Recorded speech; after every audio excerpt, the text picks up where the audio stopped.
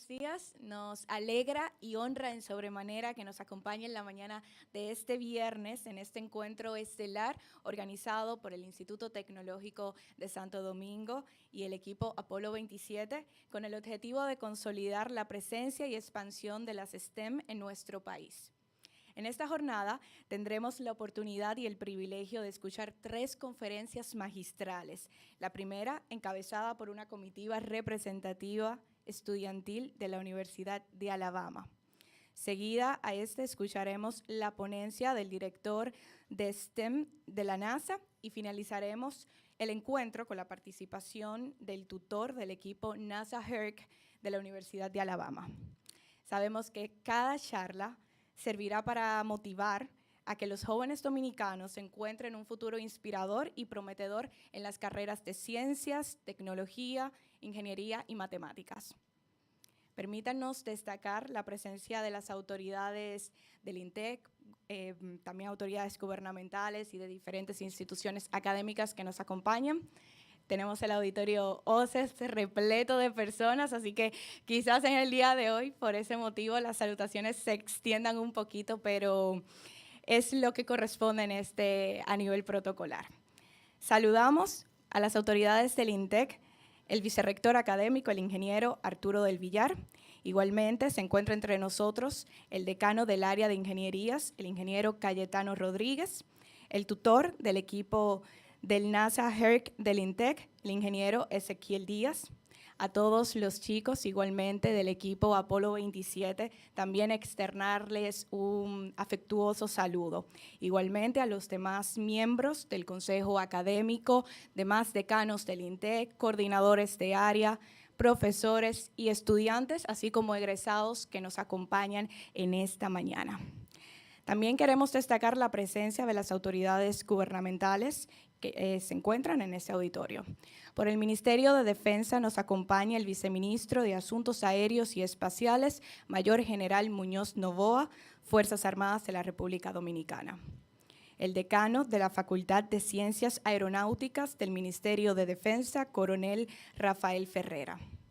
Por el Ministerio de Educación Superior, Ciencia y Tecnología, MESID, el encargado del Departamento de Gestión de la Innovación del Viceministerio de Ciencia y Tecnología, maestro Stanley Cordero Brito. También se encuentran en este auditorio la diputada Patricia Núñez, representantes de la Superintendencia de Electricidad, el ingeniero aeroespacial del MIT, Ángel Gómez, el señor Ángel Gómez, la decana del área de ingenierías de la UNFU, señora Doris Peña, representantes del equipo NASA HERC de Iberia, Bávaro, Conexus, Liceo Científico de Tenares y del Colegio Loyola.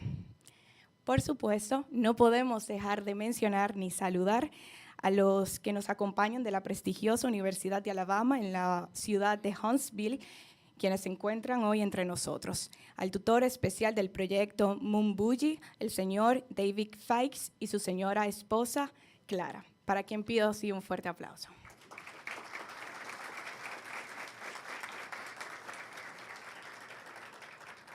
Asimismo, agradecemos la presencia de los miembros del equipo NASA HERC de la Universidad de Alabama en la ciudad de Huntsville, quienes pues en esta competición ganaron el primer lugar. Un fuerte también aplauso para ellos.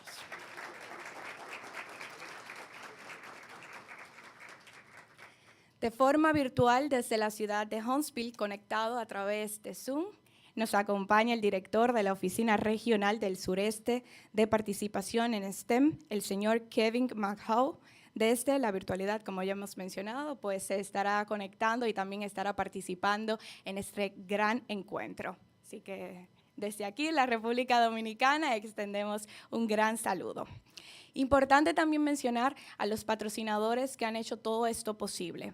De Cooperativas Reservas, el patrocinador oficial de esta visita, agradecemos pues el apoyo.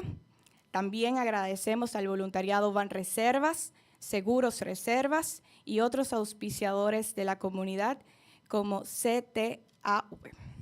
Por supuesto, también agradecemos y saludamos en general a todo el público que nos acompaña, como ya hemos mencionado, amigos, a quienes se conectan de forma virtual por el Instituto Tecnológico de Santo Domingo, por nuestro canal de YouTube.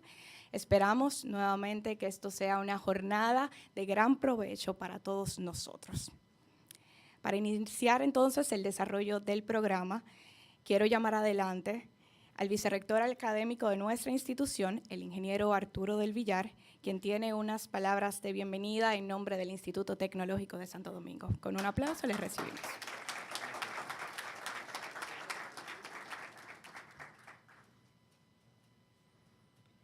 Muy buenos días a todos. En honor a nuestros invitados de Alabama, yo voy a hablar en inglés. Aquí todo el mundo habla inglés, me imagino, ¿verdad? Es así. In honor of our guests from Alabama, I'm going to talk in English. I'm not going to do it with a Southern accent, which I can perfectly do because I spent 20 years in Atlanta, Georgia. Atlanta, Georgia. So I can do it, but I'm not going to go into that. Ladies and gentlemen, good morning, and a warm welcome to all. It is a great honor to have you all here today as we celebrate the remarkable achievement in STEM education and innovation. I am particularly delighted to extend a special welcome to our distinguished guest, Mr. David McGaugh, Director of the Southeast Regional Office STEM in NASA, Professor David Howell, leading the STEM program at the University of Alabama, winners of the Robert Challenge 2024, Mr. Stalin Cordero, Director of the Innovation Ministry of Higher Education, Major General Leonel Muñoz, Vice Minister of the Defense Department, Colonel Rafael Herrera, Dean of the Faculty of Aeronautical Science in the Air Force, Equipo NASA, Liceo Científico Dr. Miguel Canela from Tenares in the high school category, Equipo NASA, Instituto Especializado de Estudios Superiores, Loyola, College category, Equipo NASA, Colegio Iberia de Santiago High School category, Equipo NASA, Colegio Bávaro High School category, Equipo NASA, Colegio Conexus de Santo Domingo High School category, members of the academic board, and all the other personalities in attendance here today. Welcome to my home, el Instituto Tecnológico de Santo Domingo. We are immensely proud to have our talented team from INTEC too, who secured an impressive second place in the same prestigious competition. Your dedication, ingenuity, and teamwork are a testament to the bright future of STEM education in our institution. STEM education, science, technology, engineering, and mathematics lies at the heart of our efforts to prepare the next generation of thinkers, innovators, and leaders. It is through STEM that we can address some of the most pressing challenges of our time, from climate change to healthcare, from sustainable energy to space exploration. By nurturing critical thinking, creativity, and problem-solving skill, we empower our students to shape a better world. Competitions like the Human Exploration Rover Challenge play a crucial role in this endeavor. They provide a platform for students to apply their theoretical knowledge in real-world scenarios, to innovate, and to push the boundaries of what is possible. These competitions foster a spirit of collaboration, resilience, and excellence. They also create opportunities for the students to engage with experts and peers from around the world, enriching their educational experience and broadening their horizons. Today, we celebrate not only the achievement of our students, but also the power of collaboration and the pursuit of excellence. The successes we honor today are the result of hard work, dedication, and a relentless pursuit of knowledge. They remind us of the incredible potential that resides within our young minds and the bright future they promise. To our guests from NASA and the University of Alabama, your presence here inspires us. Your achievements set a benchmark for our students, motivating them to strive for greater heights. To our INTEC team, your accomplishment in the Robert Challenge is a source of immense pride. You have demonstrated that with determination and teamwork, we can achieve remarkable things. Let us continue to support and encourage our students in their STEM endeavors. Let us continue to foster an environment where innovation thrives and where dreams take flight. Together, we can build a future that is not only technologically advanced, but also sustainable and inclusive. Thank you all for being here today. Let us celebrate the spirit of STEM and the bright future it holds. Congratulations to all, and enjoy the event. Thank you very much.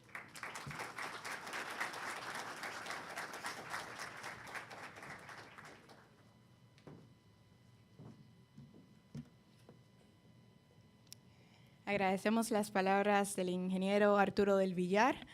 Tenemos una actividad bilingüe.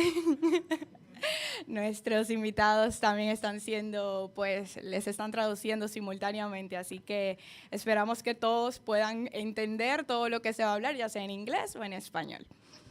Bien, queremos continuar dándole una participación especial al equipo Apolo 27.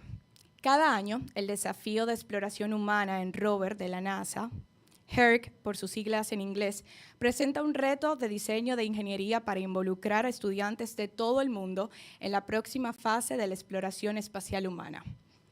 Como parte del desafío estudiantil Artemis, HERC se inspira en las misiones Apolo y Artemis, enfatizando el diseño, la construcción y la prueba de tecnologías, así como la travesía en terrenos ambientales únicos. Desde el año 2019, el grupo Apolo 27 del INTEC viene haciendo historia año tras año tras convertirse en el primer grupo universitario de la República Dominicana en participar en esta competición. Este año no solo llenaron de orgullo a toda la familia intexiana, sino también que al conseguir el segundo lugar en el HERC y convirtiéndose además en el primer equipo de Latinoamérica en ganar uno de los primeros 3 lugares, han llenado de orgullo y satisfacción a todos los jóvenes dominicanos, influyendo en ellos esperanza de que sí se puede conseguir un mejor futuro. Además, este equipo Apolo 27 recibió por segundo año consecutivo el Spirit Award, premio otorgado al equipo con más dedicación, trabajo en equipo y cooperación. Su STEM Manager, Faizi Alcántara, estudiante de Ingeniería Biomédica, tiene palabras que compartir con todos nosotros, por lo que pido que para ella y para todo el equipo de Apolo 27 demos un fuerte aplauso.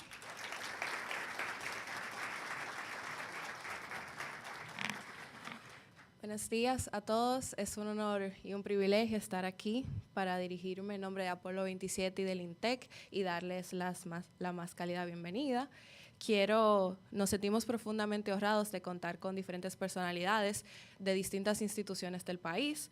Quiero extender un saludo especial a Stalin Cordero, encargado del Departamento de Gestión de la Innovación del MESID. Un aplauso para Stalin.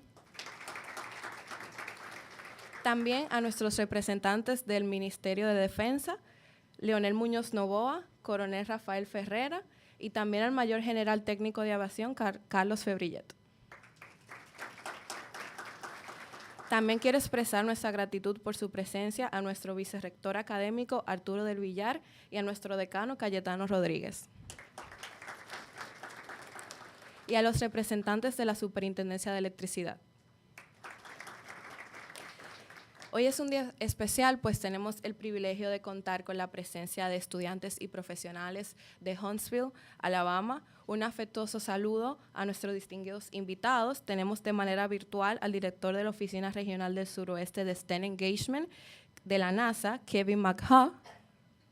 Y aquí con nosotros al tutor del equipo de Alabama, David Fikes, y a su esposa, Clara Fikes, así como a todos los miembros del equipo de la Universidad de Alabama en Huntsville, Carissa Coggins, Elijah Rose, Rosa Rice y William Ashley. También agradecemos profundamente a las autoridades y estudiantes de otras instituciones invitadas, así como comité de padres, prensa y público general, que también nos honran con su presencia. Un aplauso para todos. Gracias a todos por estar aquí y compartir este gran evento con nosotros. Para Apolo 27 y el INTEC, este es un momento trascendental, ya que tener la oportunidad de recibir a Alabama, a los estudiantes de la Universidad de Alabama y a representantes de la NASA aquí con nosotros, es un sueño hecho realidad. Esta visita es el resultado del esfuerzo colectivo y la materialización de una visión compartida, que es promover las STEM en la República Dominicana y contribuir al avance tecnológico de nuestro país. Para nosotros, las STEM son mucho más que un conjunto de disciplinas. Son el motor que impulsa el progreso y la innovación. para nosotros representan una oportunidad para transformar nuestras aspiraciones en realidades tangibles, para inspirar a la juventud dominicana a soñar en grande y a perseguir sus sueños con pasión y determinación.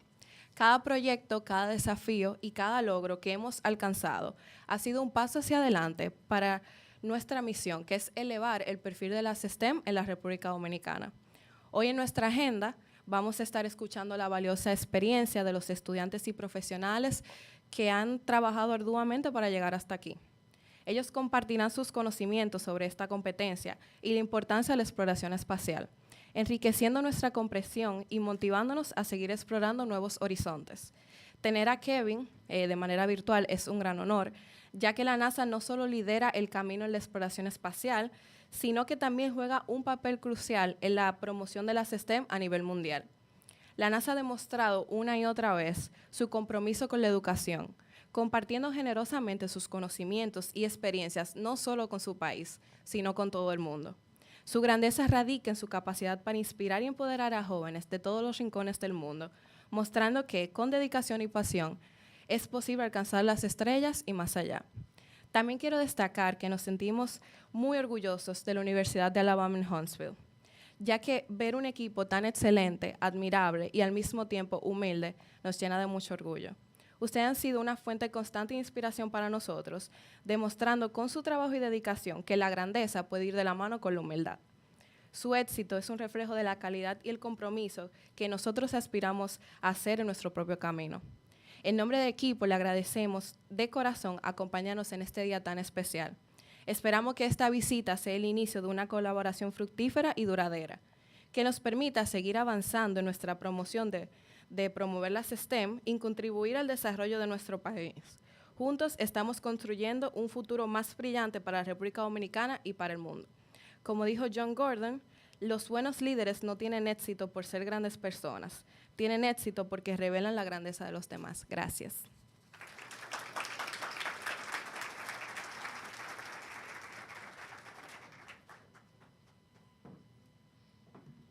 Gracias, Faisy Alcántara, y enhorabuena para todos los integrantes de Apolo 27 por dejar la bandera dominicana bien en alto en tierras extranjeras. Estamos muy orgullosos de ustedes y estamos convencidos que para cada uno de los integrantes de Apolo 27, la luna sí que es el límite.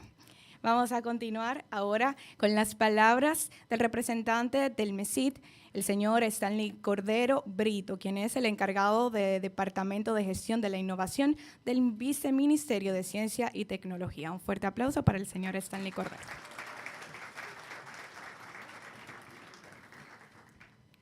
Muy buenos días a todos y a todas.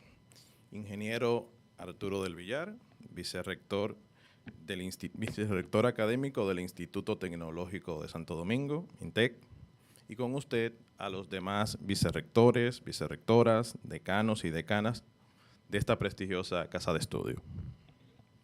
Mayor General Piloto Leonel Muñoz Novoa, viceministro de Defensa para Asuntos Aéreos y Espaciales. Distinguida Patricia Núñez, diputada de Santo Domingo Norte. Distinguido Kevin Michael Magá, director de la Oficina Regional del Suroeste de la Participación STEM de la NASA. David Howell Fikes, profesor y tutor del equipo NASA-HER de la Universidad de Alabama. Representantes de NASA-HER, invitados especiales de la Universidad de Alabama, funcionarios y funcionarias aquí presentes, amigos de la prensa, señoras y señores.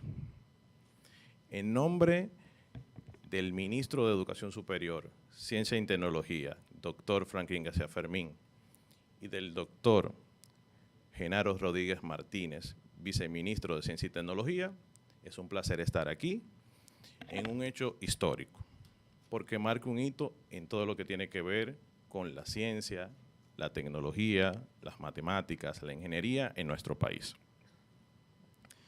Me place darles esta bienvenida y quiero destacar a los equipos aquí presentes del NASA-HER de diferentes institutos educativos, entre ellos el Liceo Científico Miguel Canela de Tenares, el Colegio Iberia de Santiago, el Instituto Colegio Bávaro, el Colegio Conexus, todos estos de la categoría de secundaria, y el Instituto Tecnológico de Santo Domingo, INTEC, y Loyola en las categorías universitarias. Su compromiso y entusiasmo en el ámbito de las STEM es un testimonio de lo que pueden hacer los jóvenes en nuestro país. Para ellos, un fuerte aplauso.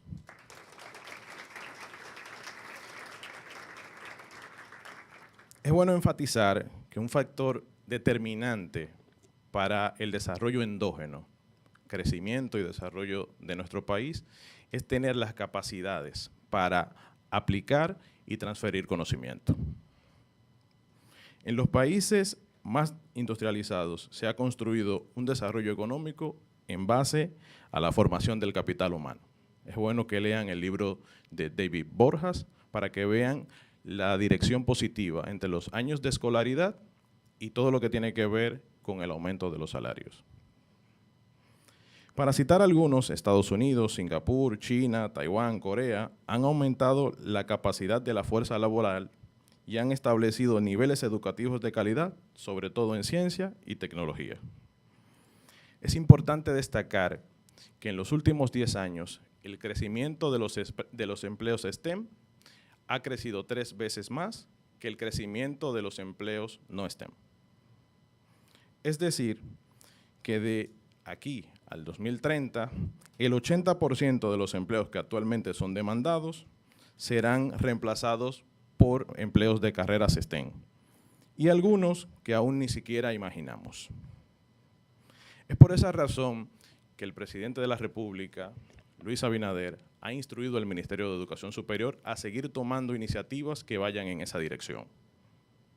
Por lo que se han implementado programas educativos desde grado hasta posgrado para seguir trabajando estos temas.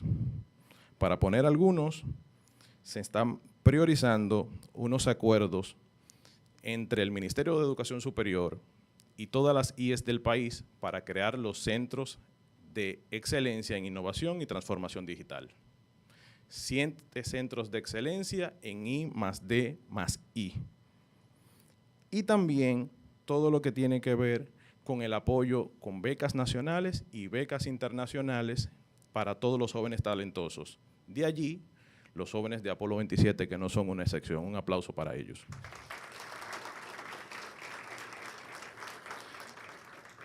Todo esto para fomentar tener un talento humano necesario para llevarlos al mundo laboral, pero con lo que el sector productivo necesita a corto, mediano y largo plazo. De allí también surge la Feria Universitaria Dominicana Innova. No sé quiénes han participado en esta feria, pero con esa feria lo que buscamos es visibilizar todos los temas de innovación, vinculación universidad-empresa, ciencia, tecnología y emprendimiento. Estuvimos en el atrio de Agora Mall enfatizando las carreras STEM y que las mujeres tengan la participación que se merecen en estas áreas. 15,000 participantes estuvieron allí y seguimos el año que viene. Es en ese orden que asevero que este evento es más que una serie de ciclo de conferencias. Es una celebración de la innovación, la colaboración y el espíritu de superación. Nos brinda la oportunidad de aprender, de inspirarnos, de crear nuevas alianzas y seguir por el camino del cambio. Por ende, quiero culminar con una frase de Derek Book, ex rector de la Universidad de Harvard, para todos los jóvenes que están aquí. Si piensan que el camino de la formación es largo y tortuoso, intenten con la ignorancia. Muchas gracias.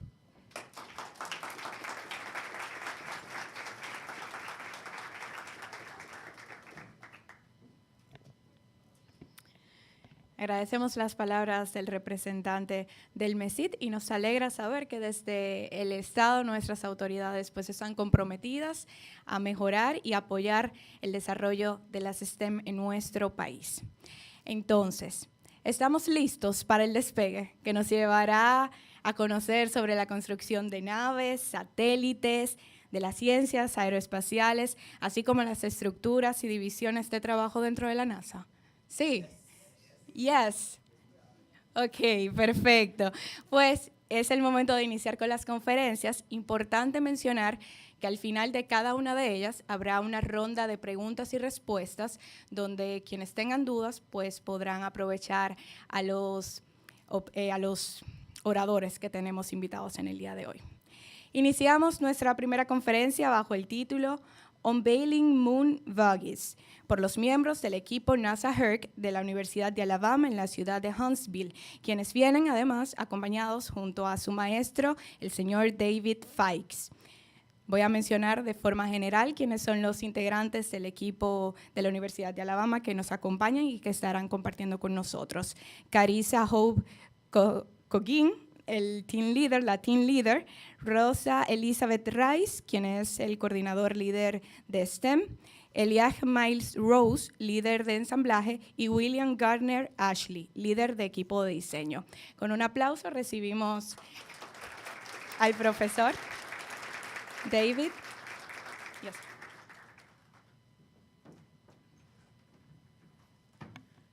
Good morning. What an honor it is to be in your country. My team and I just really appreciate your invitation to come and share our passion about HERC and about STEM outreach and about cooperation between countries and universities. And it's just been a fun time. I was telling Ezekiel this is going to be the high point of my summer. And Fossey was saying y'all are warm and friendly and happy people, and we have found that to be so very true, and we really appreciate you. And thank you for your hospitality. I also wanted to say something real quick here, that there's somebody that's going to be really surprised about this event, and we're able to be a part of it, and that is the STEM outreach that is so important to NASA. They need to hear this story about us and you cooperating and talking to each other. And they are going to be really thrilled to see that, you know, the two countries and two HERC teams came together in the interest of STEM and to cooperate and to help the young people have a vision for the future. And that's a big deal to NASA. And I don't know how many times this has happened across the world, but if this is the first time, it's a start, and it needs to continue the cooperation between HERC teams, and I really appreciate it.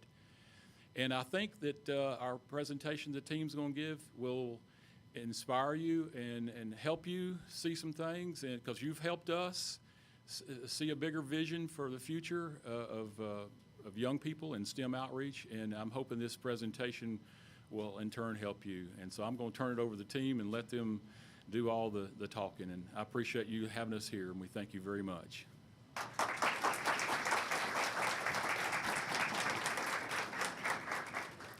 Good morning, everyone. I'd like to start out by, again, reiterating what Mr. Fikes was saying. We are so thankful for the hospitality that you all have shown us this far. This trip has been above and beyond anything we possibly could have imagined. Without further ado, we'll go ahead and get started with our presentation. We're going to be presenting today about our moon buggy experience. We want to unveil the moon buggy experience that we have at UAH and share it with you all. So going through the slides, we'll first talk about who we are, what HERC is, the different senior design capstone projects UAH offers, how UAH supports us in the project, and all of our competition, experience, and how we got here and how much we love HERC. So to introduce ourselves, we are from the University of Alabama in Huntsville. Our total enrollment for 2023 was 8,743 students. In the College of Engineering, we had about 3,000 students. This college is our university's largest academic college, and there are 9 of these. We have 94 degree programs, which are bachelor's, master's, and doctorate in philosophy. We are ranked #1 in return on investment in Alabama for a university, and that is a comparison of the money that you spend to go to the college in comparison to the money that you make after college. It's a measure of how much you as a student are getting out of the university. So some more about UAH academics. UAH is considered a Tier 1 research school in the U.S. Our school spent $163.4 million in research funding last year, or in fiscal year 2022. This funding comes from different national grants for research and advancement of technology, and also from federal funding for professors to conduct their own research. Our areas of research span a wide variety of STEM subject areas. These are propulsion, optics, materials, electrodynamics, advanced robotics, controls, composites, electrochemistry, civil infrastructure, and even more. If there is an area of research, there's probably someone at UAH who has thought about investigating it. Last year, 11 patents were awarded to UAH inventors, which I thought was really cool. That means you have professors who are innovating and making brand new things for the advancement of technology. We as a team, we are the UAH Moon Buggy team. At UAH, we like to call the Human Exploration Rover Challenge Moon Buggy. The Great Moon Buggy Race was the original name of the HERC Challenge, and so it's a name that's carried through. We love it. Sounds very fun. This year, our team took home first place in the college division, which we were very proud of. We worked hard all year, and it was really very a point of pride for us to see all of our hard work come through to fruition. Not only did we win the first place overall award, we also won the Project Review Award, which I personally was very proud of. Many late nights were spent writing reports. I know that's true for your team as well. Those reports, it's a great introduction to how technical writing goes. So our rover was called Theseus, and this is an acronym that stands for the Transportable Human Exploration System Equipped for Unconventional Surfaces. At UAH, we like to give our rover a fun name every year, and it was actually Mr. William Ashley who came up with it. It was very fun and creative. He brought that in on the second week of classes, and we all loved it, and we ran with it. So this is a picture of our rover this year. This was just after our final assembly. As you can see, those wheels still look very nice and new and shiny. They are not like that anymore. The competition made sure of that. And that's a picture of the back of our rover. We like to include a little mark on all of our rovers that show all of the people who contributed to the project. So that plate has every single team member's name on it, as well as special thanks to people who helped us out along the way.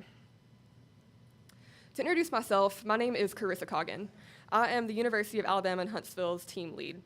This was a position that my peers chose me for, and I was very proud to help lead this team through the year. I graduated this past May. I am now working as a mechanical engineer.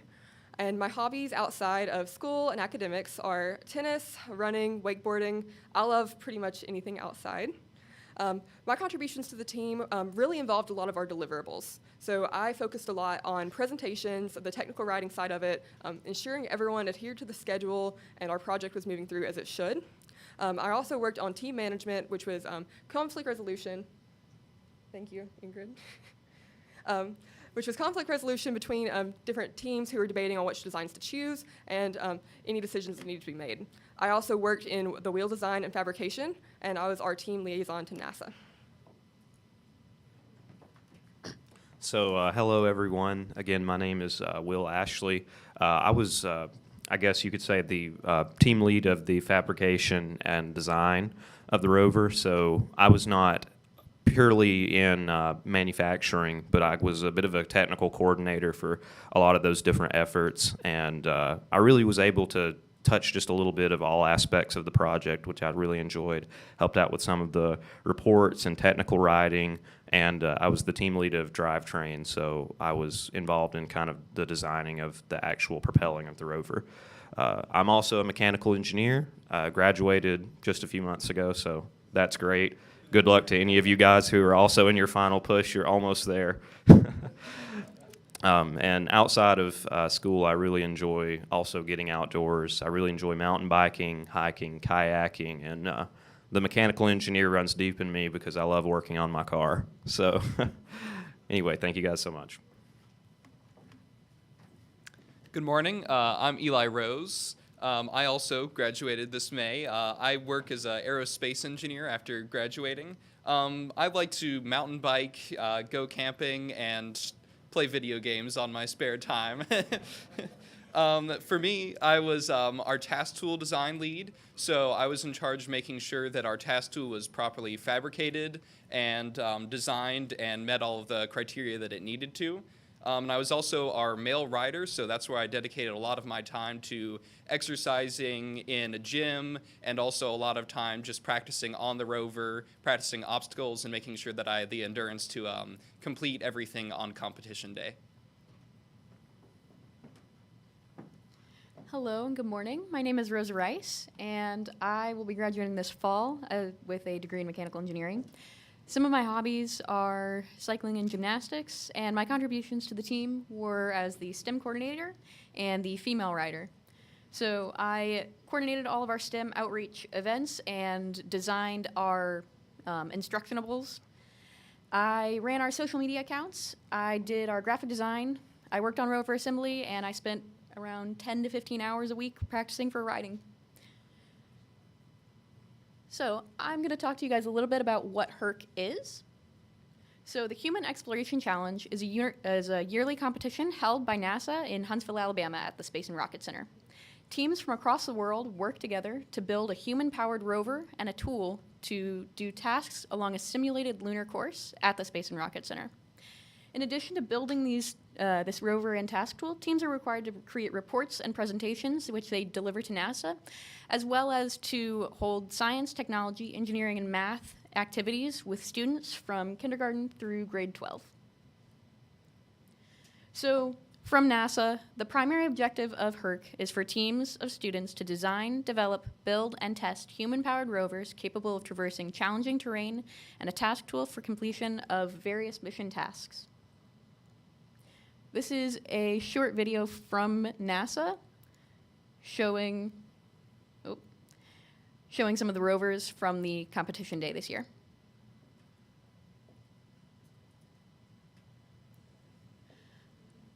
So you'll see there are different tasks that they have to complete.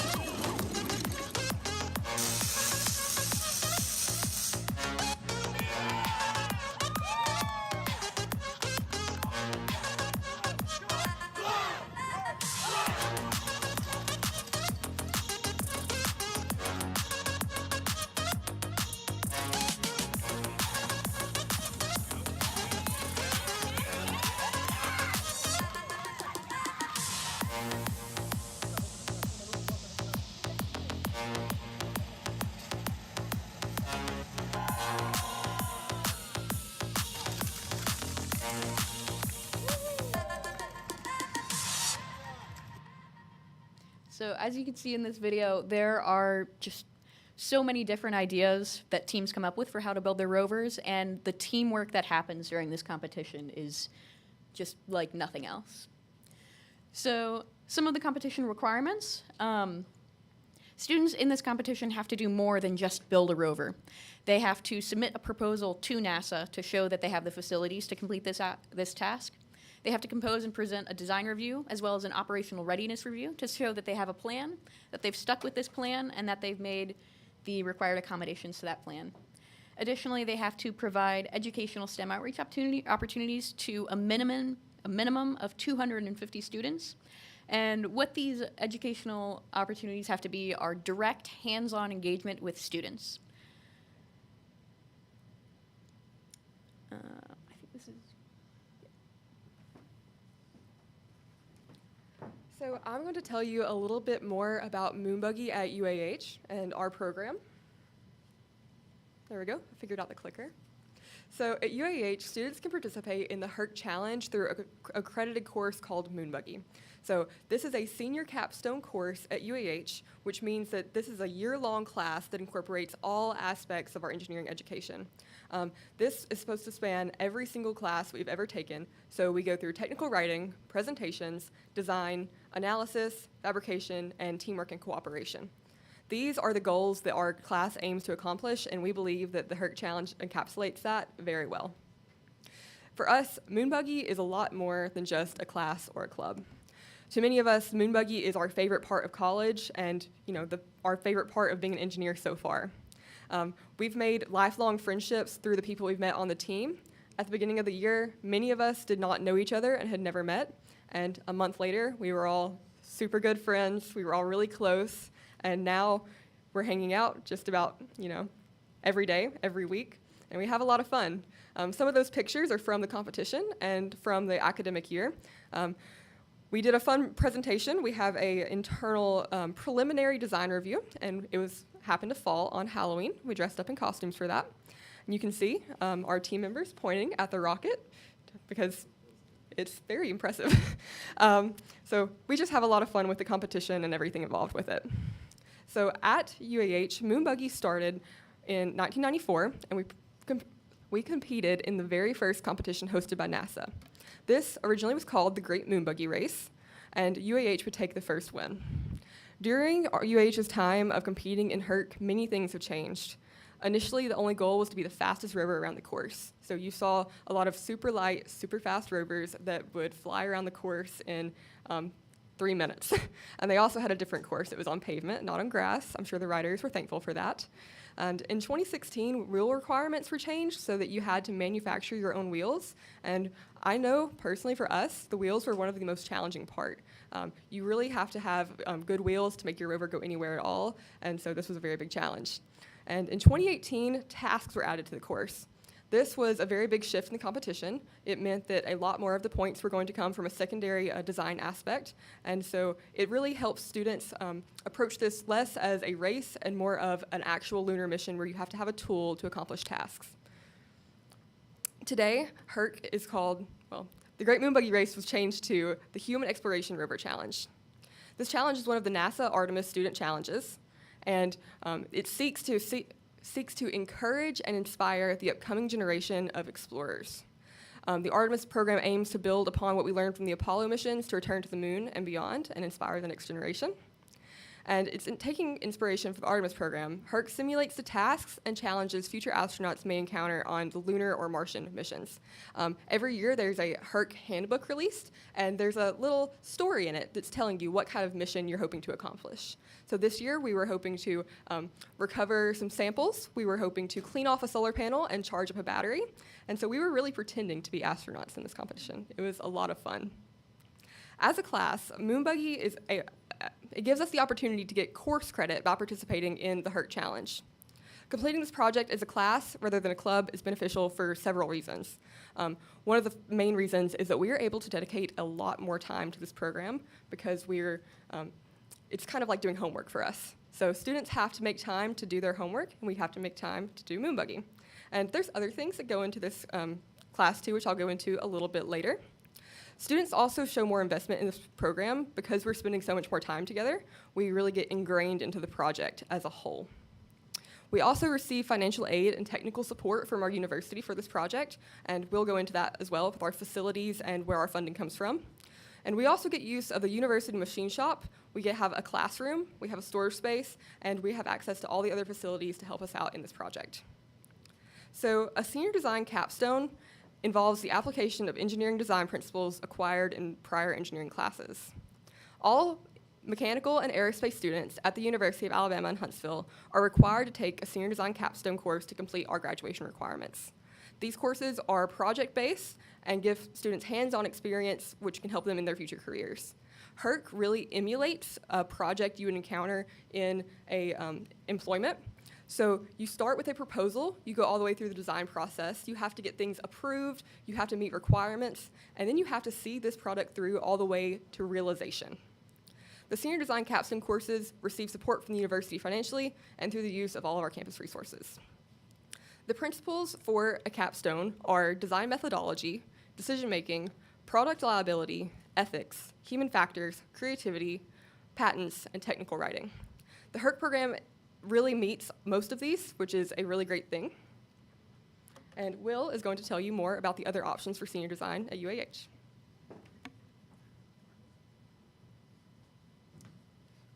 So at UAH, the only capstone is not just HERC. We have many others. So at our school, we have, there are 5 different options, but 2 of them are pretty similar. So we have obviously HERC, the one that we did. There's also our rocket design class, which is a competition for NASA. We also have electric vehicle, which is, I'll talk about it more, but it's heavily mechanical. And then mission design, which works with different companies around Huntsville and helps them develop missions primarily for like the aerospace field. So the first one is rocket design. So this is a NASA competition similar to HERC. It's called the Student Launch Initiative. And in this, students need to design a rocket that has, in this year's case, a payload. And then that needs to be launched up, and then it needs to perform its specific tasks and then return safely. We also have electric vehicle design, which is a little bit different than many of the others. Most of our other competitions or senior designs are a one-year thing. So for HERC, we begin designing and we finish it all in 1 year. Electric vehicle is a much longer process. It's been happening for several years now and will continue to, and it's different teams every year, but they keep working on the same vehicle in hopes that one day we'll be able to race it in a competition. We also have the mission design development. So primarily, one of our large people that we interact with this is NASA.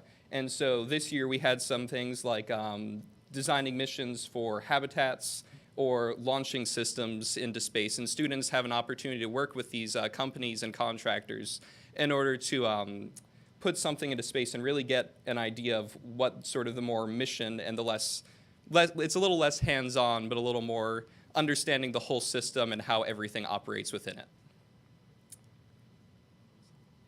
So at UAH, we have a way of choosing our senior designs. So everybody is given an option between, well, all of the aerospace and mechanical engineers are given an option for the 5 different senior design capstones.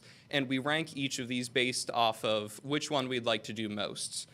And once we've submitted that to the school looks at it, and they decide based off of our GPA, how we've been performing, along with how, like, our experience, like in the case with HERC, with machine experience so that we can machine the rover. They decide where we end up for each of these senior capstones.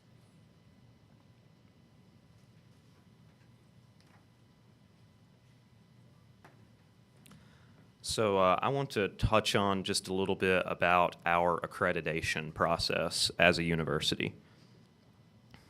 So UAH is an ABET accredited university that is the accreditation board for engineering and technology, which is an ISO certified quality assurance organization that allows us to meet a benchmark standard within the US and internationally for different science and engineering technology organizations.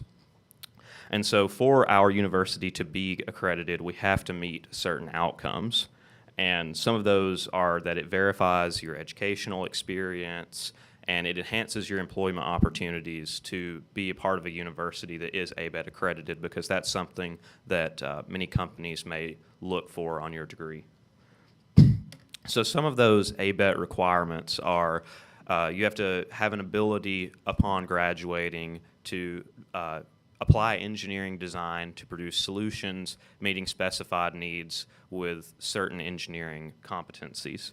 And one of the ways that our program meets that as Moonbuggy to be ABET accredited is we do that through our design reports, which is a very intense technical document composition, our operational readiness review report, which is very similar, and of course, our rover and task tool for the NASA competition are a deliverable engineered product that we spend a lot of time on, just like in the real engineering life cycle. Next, you have to have an ability to communicate effectively with a range of audiences. We as engineers know sometimes we're not always the most extroverted, easy to talk kind of people. So it's very important that as engineers, we really cultivate these soft skills, as they're called, that really make us well-rounded people and good at explaining our ideas. And Moonbuggy is absolutely excellent for that, as I can say from my personal experience, even being here speaking to you today with this opportunity. So we have lots of individual public speaking events through our STEM outreach. We also have, of course, our design review and ORR, operational readiness review presentations, which are a very formalized presentation that we do directly to NASA.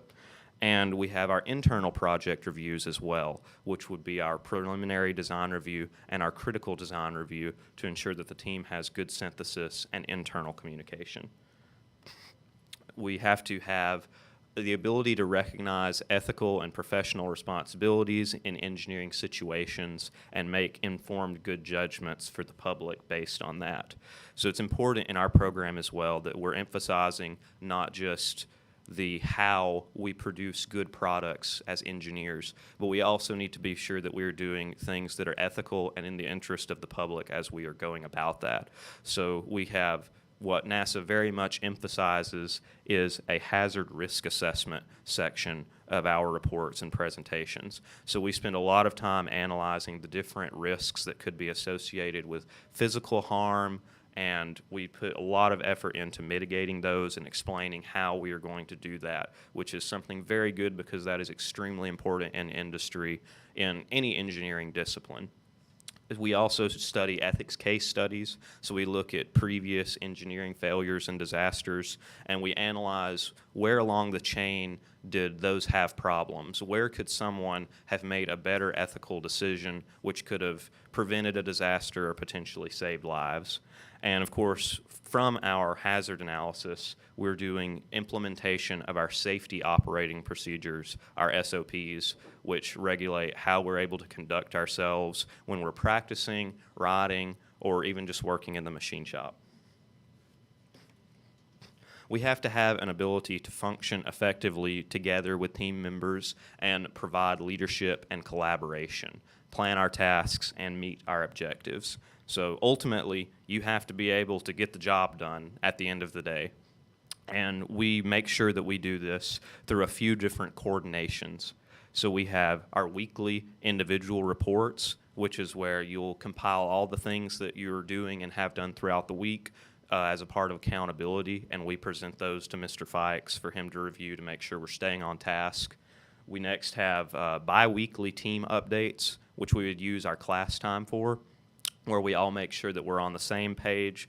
Each subs team is interfacing well with the other ones to make sure that we're creating a cohesive product that will actually fit together when we get it done.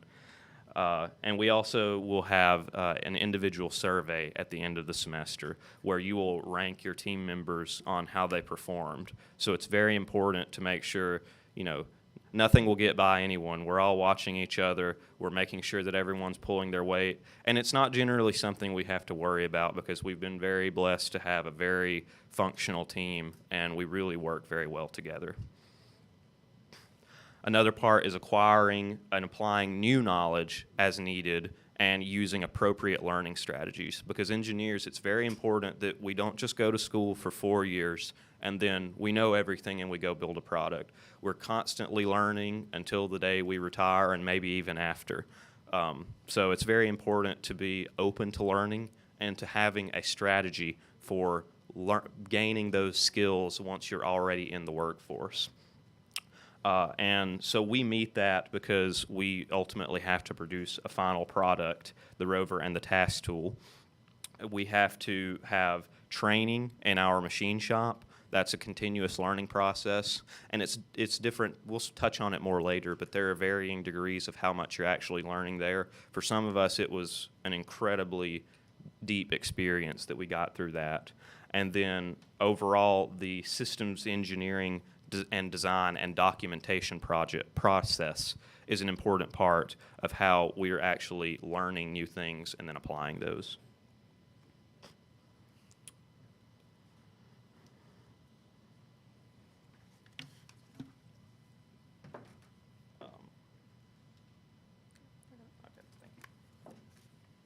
So as part of our ABET accreditation, we have to address certain topics in our engineering classes. One of these is ethics. As engineers, you're going to be put in charge of some project or a problem to solve, which means you will have a responsibility to keep people safe. So it does not matter if the project is something large, such as building a bridge. You have to make sure that the bridge is structurally stable and during the construction process, all safety requirements are met. Or it could be something as small as changing a process in a production facility that maybe the process needed some safety improvements. You want to address that to keep the workers safe. So in ethics, in our courses, we have to address different safety hazards that are present in our shop. So through this, we want to keep each other safe and do a balance of safe operations, but also being able to get the project done. So we like to really prioritize safety, and we keep that at a high standard. In the Moonbuggy class, we do examinations of ethics cases related to different engineering disasters and failures, and identify errors in the decision-making and safety management that occurred. One example of one of these cases covered was the Florida International University bridge collapse, which is an example of a very large failure in engineering oversight. And in this case, we identified what went wrong, what decisions could have been changed to keep people safe and prevent the loss of life and the project. So Moonbuggy is a class for us. That means that we receive a grade in it, such as, A, B, C, D, fail. So through this, we have different assignments that we're graded on. One of these is our weekly activity reports. During the semester, we keep a comprehensive journal of everything that we have done to really serve as proof that we are participating in the team. We also have homework assignments that are somewhat unrelated to the Moonbuggy project, but are necessary to meet our ABET accreditation. These are problems such as design and analysis of different problems, such as designing a bridge to cross a gap. So we use our analysis skills in this respect, and we have to prove to Mr. Fikes that we actually have learned in our engineering education. And some assignments are more on the soft skills side. These cover Alabama space history and the history of the Moonbuggy program. These are for us to develop our writing skills and develop documents. Participation is also a very large part of our grade, which is needed for a project like Moonbuggy. So all students are required to attend events called Discovery Days at UAH. These are university recruiting events where we go and we showcase our senior design projects. There are members from all the senior designs present showcasing what they're doing and how they're doing it. And this is really an enjoyable activity for us. We also do peer reviews at the end of every semester. This is where we rank the different members that we worked with on the teams. We like to split up into sub-teams to address all parts of the rover. And so on any team project, you may have someone who does more or maybe does less, and we want to let Mr. Fikes know who participated and who did what. In general, though, participation is not a problem. As Will mentioned, we always have a really great team who likes to come together and to contribute to the project. Everyone wants to contribute to the project so that they can say they had a hand in it whenever they see it rolling down the course. As a university senior design capstone project, we receive partial funding through our university. Every semester, students pay a College of Engineering fee. Usually this fee is a lot higher during your senior year because you're participating in a senior design. And based on what we receive from our university, divided by the number of students we had in the class, we estimate that about $375 that we paid toward this fee came back to our senior design program. Every year for additional funding, the UH Moonbuggy team submits a proposal to an organization called the Alabama Space Grant Consortium. This is a foundation whose mission is to engage young people in STEM and expand STEM opportunities across the state.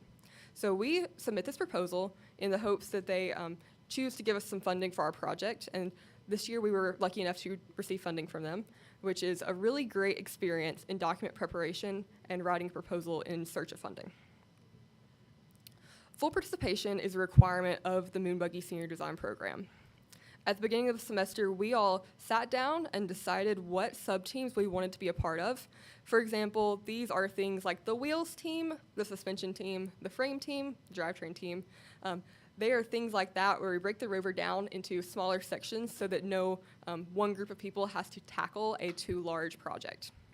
Students are expected to contribute to the sub-teams that they choose to sign up for, which teaches responsibility and work ethic. By signing up for that sub-team, you're saying that, yes, I will contribute to this to my fullest extent. The peer assessment at the end really allows for accountability in the team so that we know that everyone is contributing at a reasonable level. And I want to note that we do say a reasonable level. There's always students that go far above and beyond what we request of them. For example, we spend very late nights in the machine shop.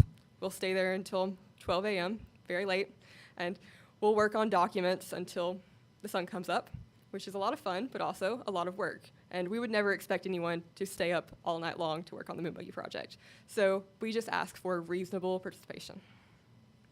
Some of the homework that we have in Moonbuggy is related to the project itself, which is a majority of the work that we do as homework. Other homework assignments include a design project, where we have to use the analytical skills that we acquired in previous classes to design, for example, a bridge.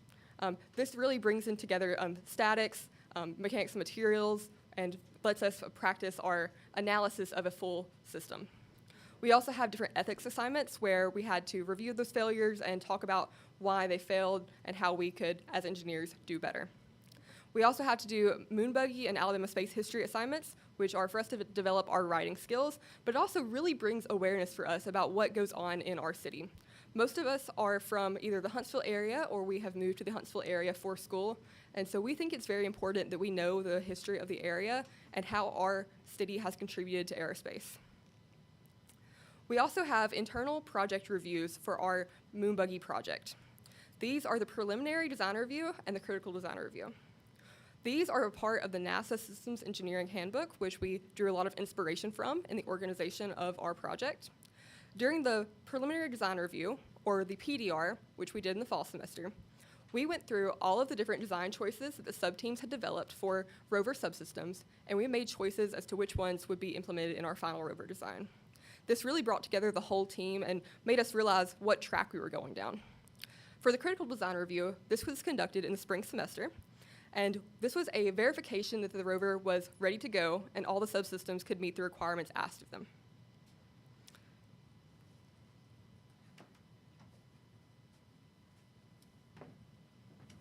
So on our HERC team this year, we had a total of 32 students, and within the team, we have some diversities and sort of statistics showing of how things change throughout the semester. So at the beginning of our semester, well, and at the end, we had around 1/3 of our population as aerospace students, and the other third as mechanical engineers. And this makes a lot of sense because most of what we're doing is on the ground. But the way that UAH is set up is that our mechanical and aerospace share senior capstones with each other. And so it's the same thing with competitions such as SLI, where they also will have some mechanical engineers, even though they're launching a rocket. We also had quite a few females on the team, with around 28% of our team being made up of females. This is higher than many of the other groups within the College of Engineering at UAH. Going into the competition year, we had 3 people who were certified to work in the machine shop and 1 experienced welder. And throughout the year, between all of us working on the projects, at the end we had a total of 7 people who were certified to work in our machine shop, still 1 welder, but also all of our students became certified to be able to work with basic machinery in the tool shop, such as drills, simple lathes, and things like that. But throughout the whole year, everybody on the team had the opportunity to get their hands dirty, touch metal, and actually manufacture the rover to some degree. We, after graduating, well, not necessarily graduating, after finishing the competition, we have around 1/3 of the class who are planning to pursue their master's degrees. And out of those, 2 of them are planning to do this full-time, while the rest are planning to work a job and do school at the same time. Along with this, 90% of our students, after finishing Moon Buggy, either have a job lined up or an internship that they'll be lining up to work with after graduation.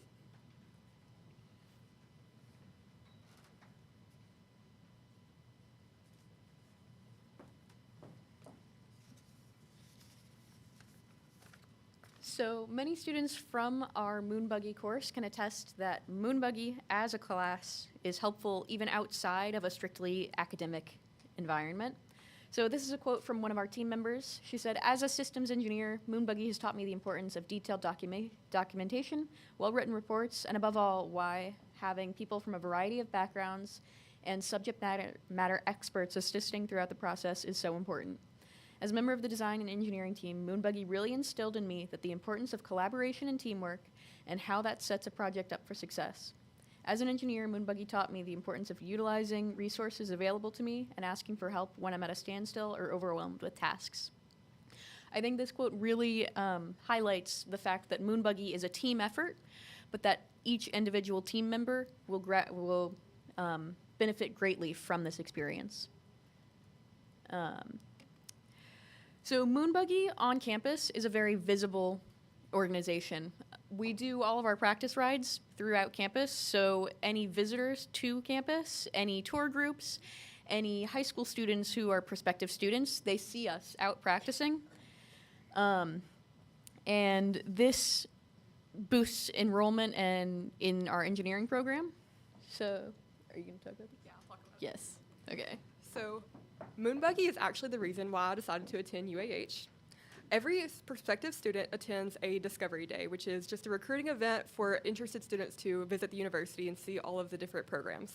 Whenever I attended my Discovery Day in the fall of 2019, I saw the Moonbuggy team there, and I thought, wow, that's really cool. I want to do that.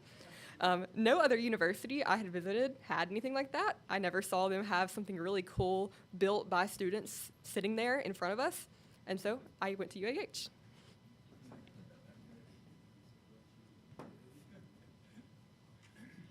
So like Carissa mentioned, every prospective UAH student attends what's called a Discovery Day.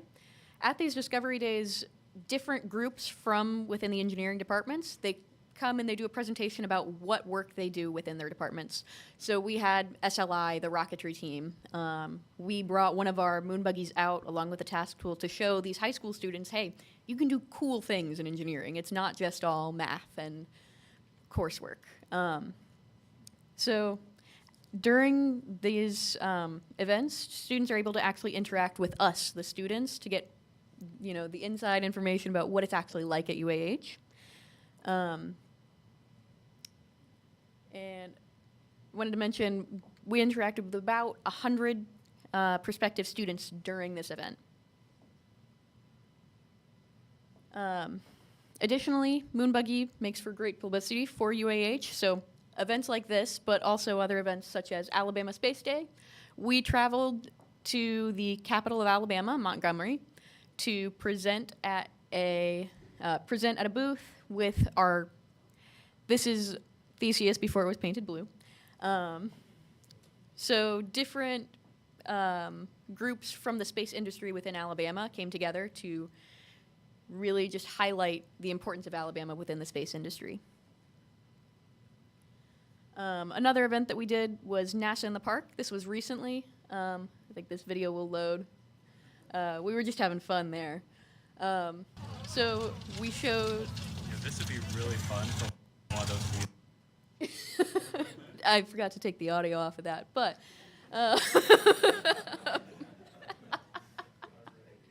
So we got to interact with people of all ages and just engage with the community about what we do, what the opportunities are in Huntsville within the space industry. And then, this is today, right? The Huntsville City Football Club has asked us to present the soccer ball. Yeah, the what? The game ball at the game tonight at the Huntsville City Football Club. Unfortunately, we can't be there, but other members of our team are there with the rover today. Is this you, Will? So I want to spend a little bit of time talking about our support from UAH, because this program absolutely could not happen without the wonderful support that we have from our university. So a big part of that is going to be our facilities. So we have a variety of different facilities, UAH being, again, a Tier 1 research school that allow us to have the capability to do what we do here. One of those is our machine shop. That's the biggest resource by far that we have. We have our access to our machining, general shop tools, and it allows us a good assembly space where we have a lot of common tools so that Moonbuggy as a program doesn't have to own every single piece of equipment that we need. That would be totally cost prohibitive, but we as a university are able to collaborate and share with those things and also learn from each other across different teams in that respect. We have our Moonbuggy room, as we're calling it, and that is a dedicated space from the university where we're able to store things. Different assembly and tools becomes a big help. And we, of course, have our Moonbuggy classroom, which is where we do our meetings, and I'll touch on those a little bit more. Our machine shop is, again, an absolutely wonderful resource. We have a really world-class machine shop manager who did all kinds of absolutely amazing things in industry, and it's just a really great place. It supports all of our university research programs that actually have to develop prototype parts. Those will be developed there. And it even allows for personal projects sometimes for students when they have things that they're interested in, they want to work with, they can pair up with the shop manager to see about doing that. So some of the tools that we specifically use are, we have 3 manual mills, which are manually controlled but also have a computer interface for cutting more complex shapes with a human control. We also have 3 manual lathes, again, a similar configuration. We have 1 CNC lathe, which is fully programmable for very complex shapes and precision, 2 CNC mills, much like the ones that you have here at INTEC that can make some very excellent parts, very complex, vertical bandsaws, horizontal bandsaws, presses, various shop tools, and also workspaces. And again, a little bit more about our shop manager, Mr. John Buckley. He has really become an integral part of our team. It's really important to us that we're not just a team operating. We have support directly from the staff at UAH that work with us. They are really a part of our team, and especially he is. And he teaches the students how to run the machines in the class, how specific parts can be made or held in the machines, specialized manufacturing techniques, all of those things. And there are regular communication, open lines between Mr. Buckley and Mr. Fikes, along with the rest of the team, to see, is this design feasible? Because we're entry-level engineers. We need someone with the know-how to tell us what we can do. A little bit about our machine shop program. This is very important to us because this is what allows us to actually get the work done every day, because I can tell you that we were in there for quite a long time machining, some very late nights. I see some grins across the room of some of the other HERC teams. You know exactly what I'm talking about. So to that point, we have 3 different levels of access. We have white card, which is you are safety trained and you have general shop access to the basic tools that you may need to go about your day, drills, things like that. And that gives you 9 to 5 access Monday through Friday. But you have to be, there has to be someone in the shop who is certified above you to make sure that you're taken care of and giving respect to the safety rules. The next level of access is our red card, which means that you can use general shop equipment and the machine shop. So this is what gets you on the mills, the lathes, the heavier equipment that carries somewhat more risk and cost. So we have extra training for that. And that is an excellent resource. It's what all of our machinists on our team are red card certified, and that allowed us to be in the shop 7 a.m. to midnight, 5 days a week.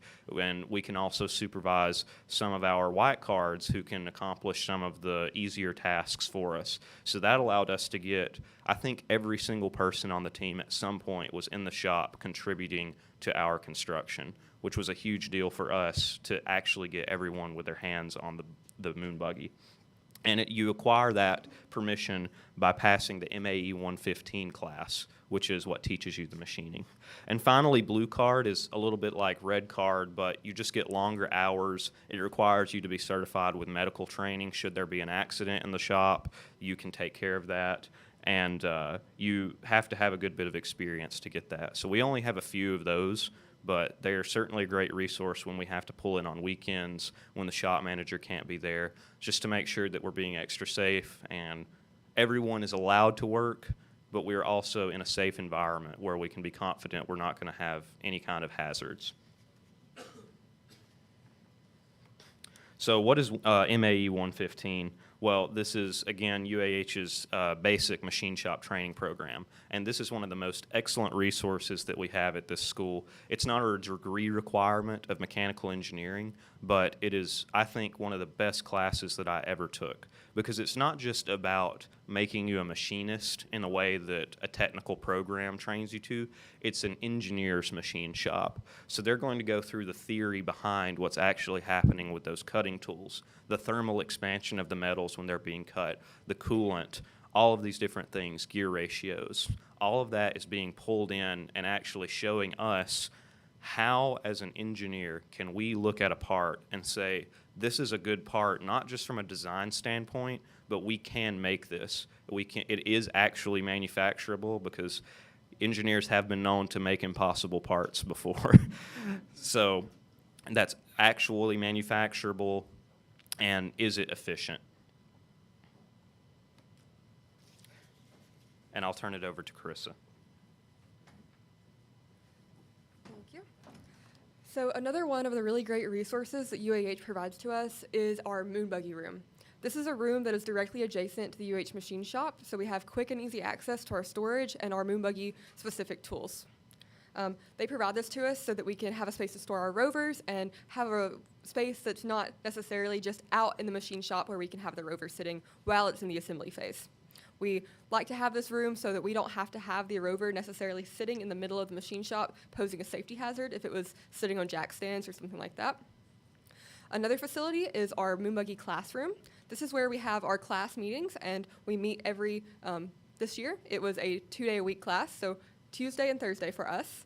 We came in and we would go through the status of the project, different homework assignments, and what we needed to get done. This also gave us a really great space for collaboration.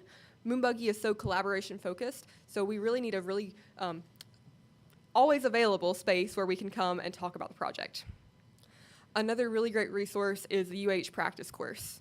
So we actually partnered with UAH Building and Grounds so that we would have the permission to build a practice course on UAH campus. We did this with some dirt we purchased, some rocks we purchased, sand. We built the obstacles based on the specifications on the HERC handbook, which participants may know. You don't know what you're going to expect when you get to the competition. You want to be able to test that rover before you get it there. In addition, we also had the entire campus available for our riders to ride across. There was a lot of times we would see our riders riding, 2, 3, 5 miles around campus. We have a Frisbee golf course that is very off-road and rugged, a very good simulant of the course itself, and it prepared them for the athletic challenge. These are some photos taken around our campus of places they were spotted.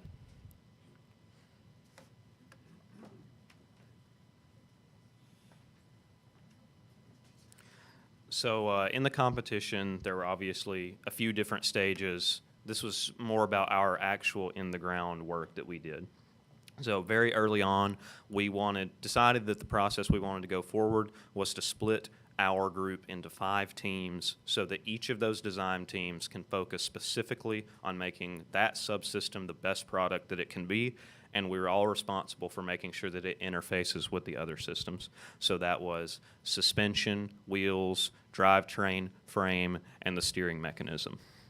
And to make sure that everything was headed off, we very quickly voted on our team lead and our safety officer to make sure that we had those administrative roles in place, and that, of course, is a NASA requirement as well. So each of the sub-teams had a lead which would report the findings and the workings of each of those teams and be responsible for the progress. So that gave us a chain of command and accountability that allowed us to get through challenges. So in the design phase, we spent a lot of time on Fusion 360, which is a computer-aided drawing CAD program. And it allows all the users to work independently on their own computers, and it uploads the design to the cloud so that we can all access it at the same time and make necessary changes. We had weekly all-hands meetings, as we discussed earlier, to make sure that we were all updated and tracking on the same thing.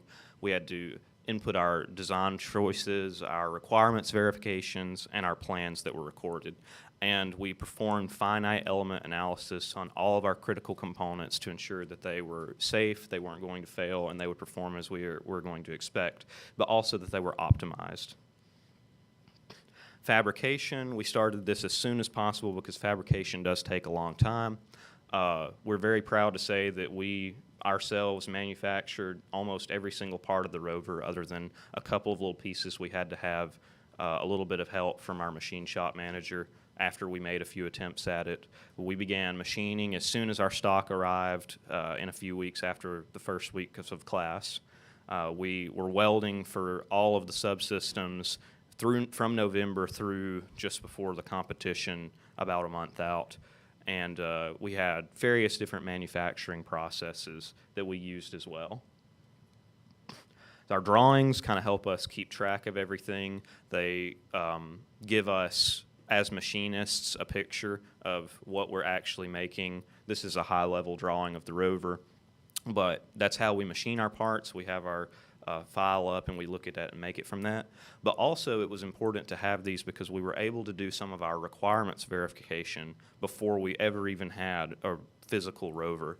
So we were able to test the turning radius just in this model to ensure that we were actually compliant with the NASA standards, and also our ground clearance we checked in the CAD model. So we were confident before we weren't going to get to a built rover and then have a problem.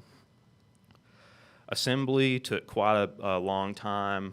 There's always little things you don't anticipate when you start putting everything together. So a lot of that process was us bringing our parts in that we had made, putting them together, testing it, something breaks. We go back, address that, fix it, test it, something breaks. We fix that again until every part of the rover could function in any of our severe load cases. And so that's a very important part of the process, as you all know. And this was our initial assembly mock-up, what we were looking at before we ever had any parts physically made.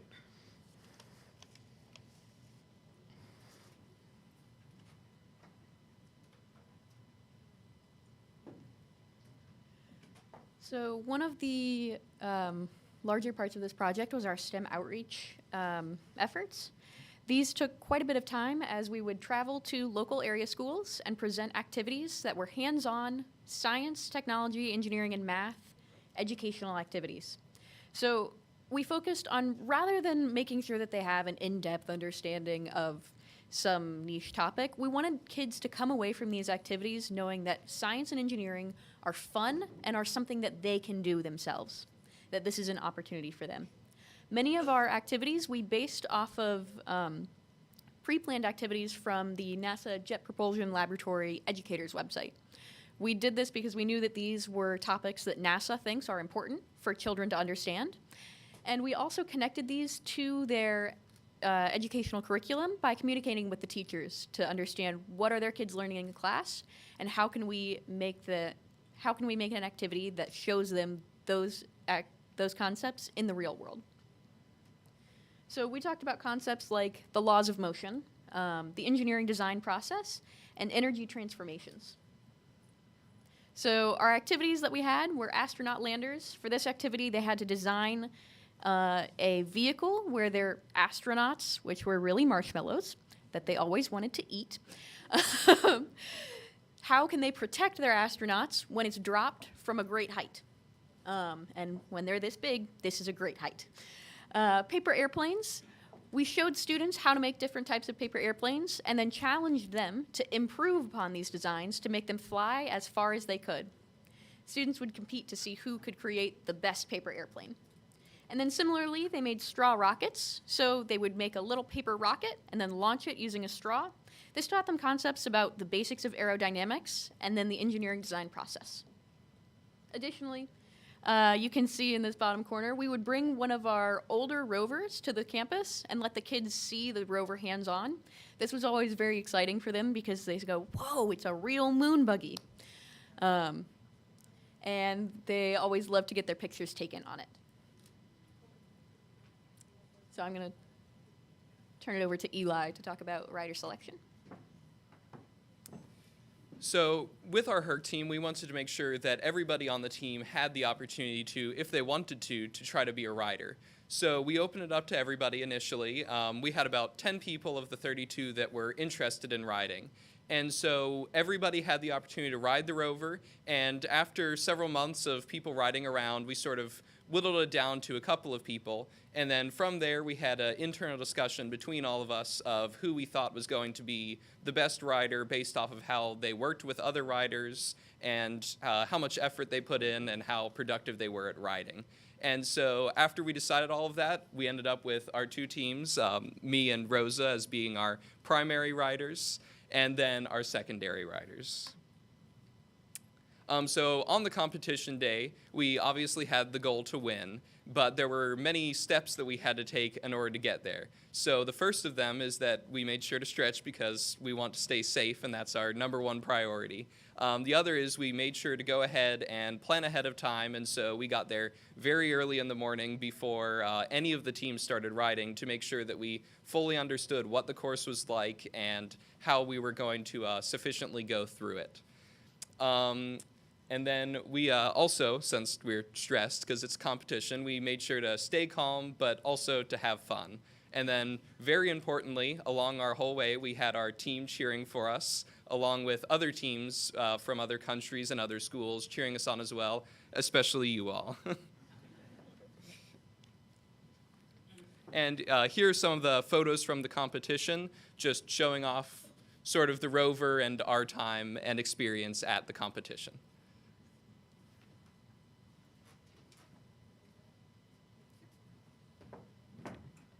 So we wanted to tell you a little bit more about our experience in Moonbuggy. Every year, we have a brand new team. This is something that comes with having this as a class instead of a club, and there's some really good advantages to it, but there's some disadvantages as well.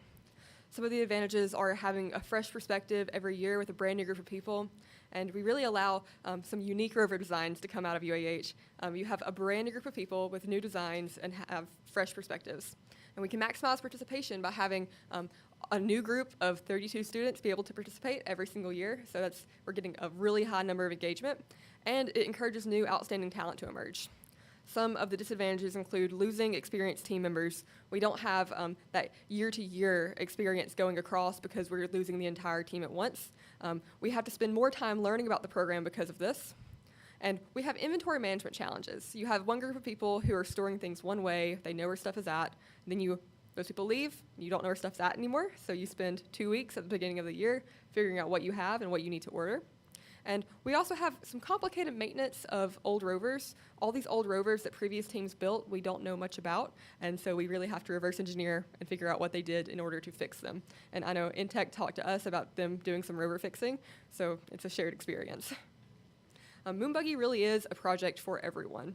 On our team, 4 of the 32 students are non-traditional students, meaning that these are students who pursued a different life path before deciding to return to college and get their engineering degree. 18% of the students on the team reported as a race other than white, which in Alabama is the primary race. So we really want to involve everyone in the project. 9 of the 32 team participants are women on this team. This was something that was really big for us.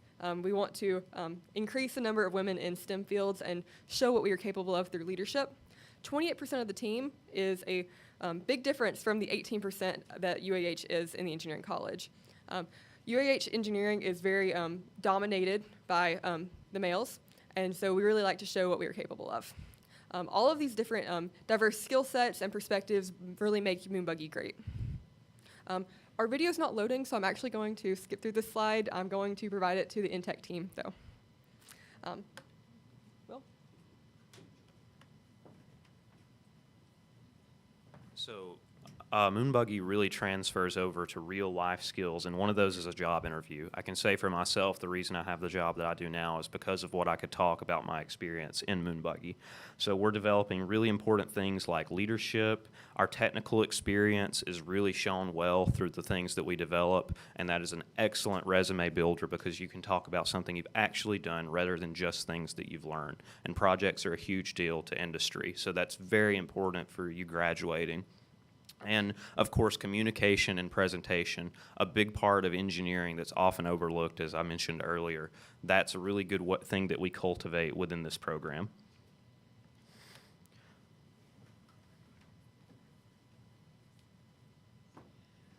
So I'm going to talk a little bit about my current internship. I got this internship mainly because of my participation in Moonbuggy.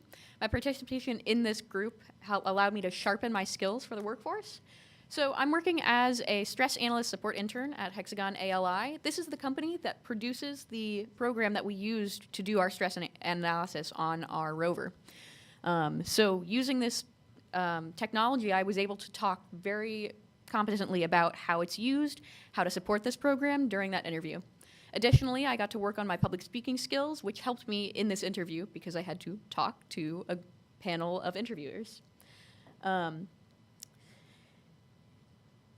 So because of my experience in Moonbuggy is what allowed me to get this job, and I think without it, I would not have had as good of a chance as I did.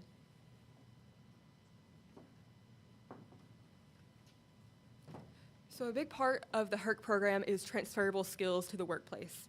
Some of the skills that we use in the HERC program are key skills that we as engineers need in the workforce.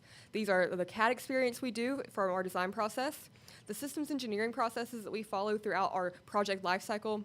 We also apply finite element analysis, which is a very big part of modeling and simulation for structural analysis.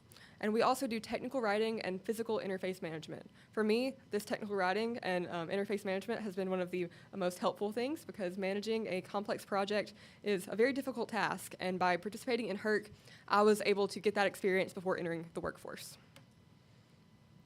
So to summarize, Moonbuggy follows an entire engineering lifecycle. We go from proposal to design, to documentation of the project, to assembly and testing, to operation, and finally closeout.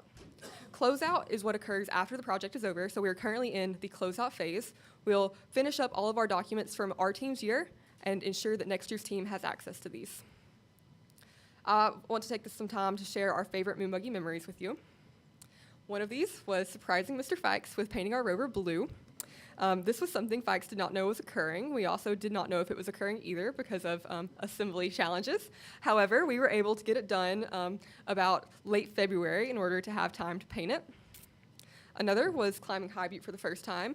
I'm not sure if these videos are going to load, but it was a really big point of success for us. Sadly, I don't think they will, but the INTEC team who toured UAH got to see it climb High Butte and know how big that slope is. It's about 6 feet tall. For me, my very favorite memory was finishing our design review and our operational readiness review. I probably put 120 working hours into those two documents, and so having those finished and closed out was a breath of relief for me. I really put a lot into these documents, and so did our other team members, so winning the Project Review Award really made all of that time and hard work worth it. We did not even realize that the Project Review Award was a thing, or at least I personally didn't, so whenever they announced that for us, I cried tears of happiness. Another great memory is Alabama Space Day. For this, we had to take a road trip down to Montgomery, Alabama, so it was a really great time for the team to do some bonding and take some really cool pictures, as you can see here. Competition Day was probably many of ours favorite memory. Seeing all the teams come together and talk about STEM, talk about the shared challenges that HERC teams face, it was really something special. And we got to spend a lot of it with our team as well, showing school spirit and spirit for our country. And I know the Dominican Republic teams, they did that very well. They won the Spirit Award. That was awesome. Oh, my video's not loading here either. Okay. So how did we get here to the Dominican? We met the Dominican Republic teams at the competition this year. We met INTEC, and through this relationship that we established, we were able to come here and talk to you guys about how we run our program, about what Moonbuggy means to us, and we really want to help expand the program. We'd like to thank you again for the opportunity to come here today and present with you. We'd like to give a special thanks to Ezekiel and his team and everyone who has really made our experience here amazing so far. And we'll now take questions.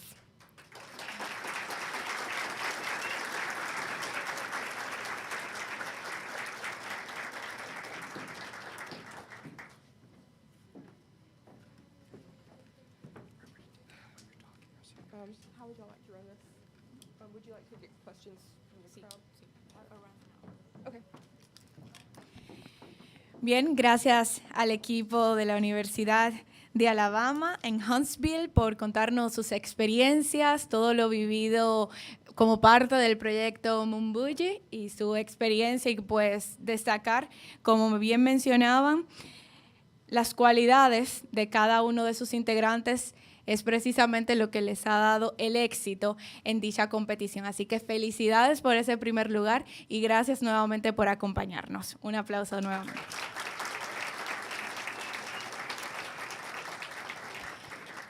Bien, ahora vamos a realizar una ronda de preguntas y respuestas. Vamos a tener a nuestras traductoras para facilitarles en caso de que alguien pues tenga problemas para comunicarse. Tendremos esa facilitación en este momento. Si alguien tiene alguna pregunta para el equipo, ya sea un estudiante, alguna de las autoridades.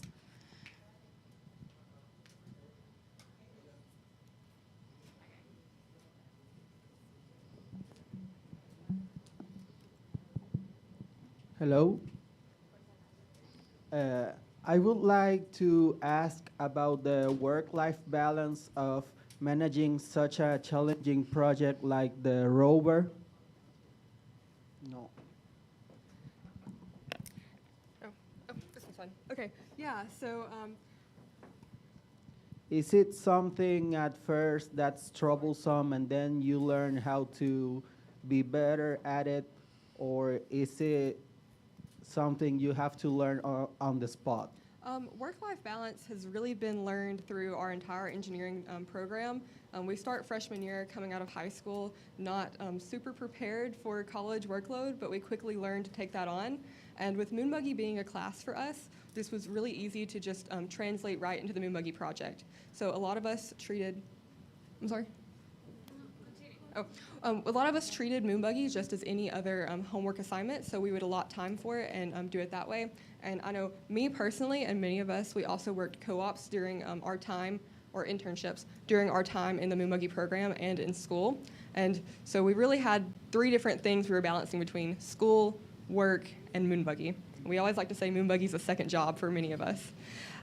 But yeah, it was really something we learned going through the program at the beginning of the year. It kind of felt a little bit overwhelming, but we slowly learned how to accommodate our schedules for it and be able to meet all of the requirements that were asked of us. So this started as a homework and then it snowballed into the Moonbuggy. It's not really that it started as homework. We just treat the project assignments as homework. So at the beginning of the year, we joined the Moonbuggy team. And the work that we are doing to see the project through, that is our homework time we would spend on that class. We're getting class credit for this, which means that we have some time that we can spend on doing homework for that class. Thanks. Yes, of course.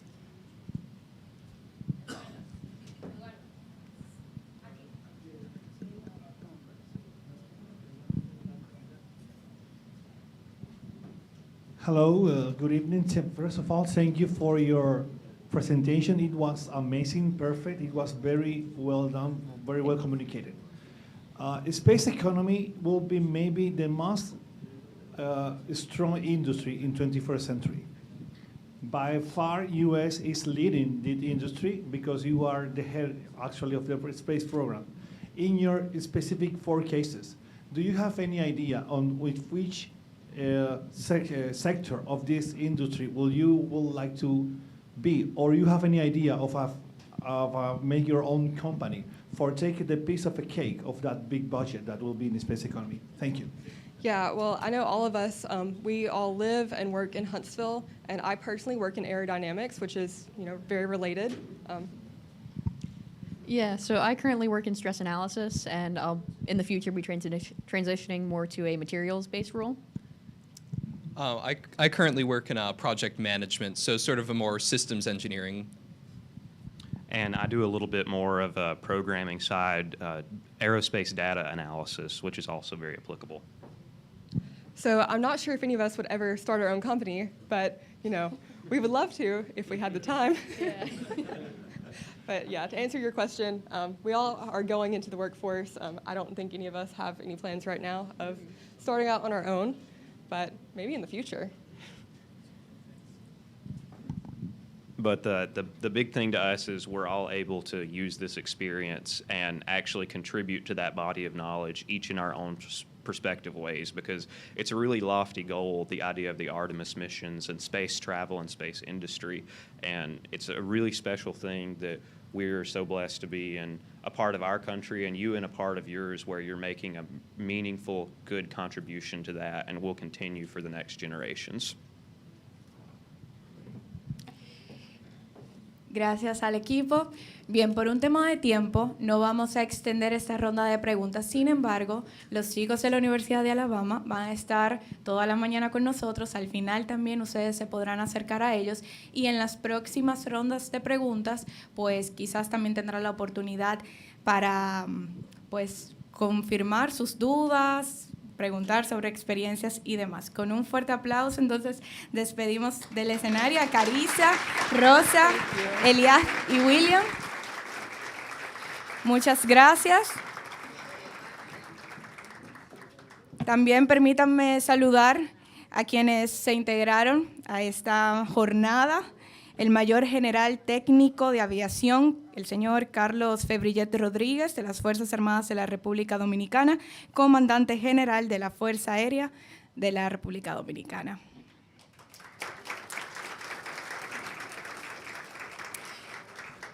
Y entre nosotros también se suma el presidente de Cooperativas Reservas, el señor Robinson Portorreal, que como ya dijimos es el patrocinador oficial de esta visita.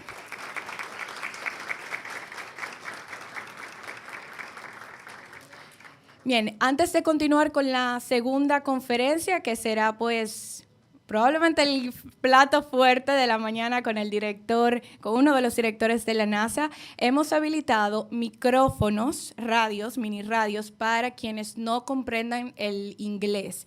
Entonces, al salir, pueden solicitar entregando su cédula. Vamos a dar 5 minutos para quienes pues tengan problema con el idioma, puedan hacer esta solicitud del radio y así entonces comprender todo lo que el director de la NASA está por compartir y luego posteriormente también el señor David Fikes, quien también tendrá una exposición. Entonces damos 5 minutos, vamos a respetar el tiempo.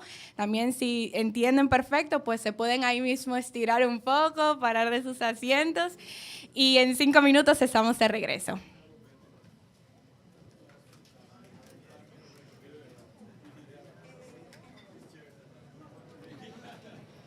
Al salir justo, a ver, si es en dirección a la puerta, pues sería mano izquierda. Hay una joven, le pueden entregar su cédula, recuerden.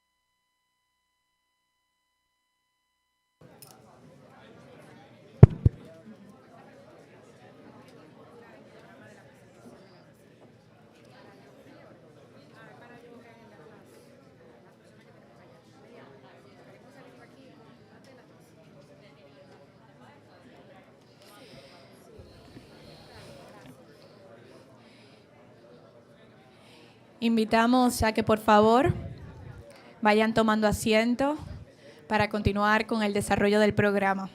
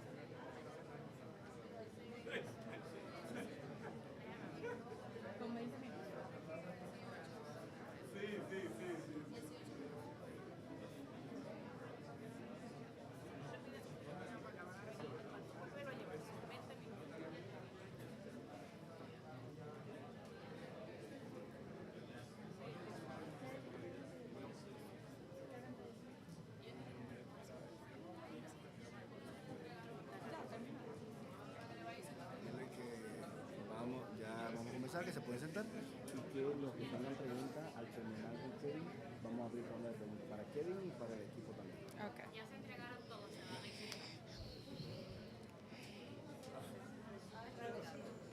Como ya todos han ido recibiendo sus audífonos, invitamos nuevamente a tomar asiento.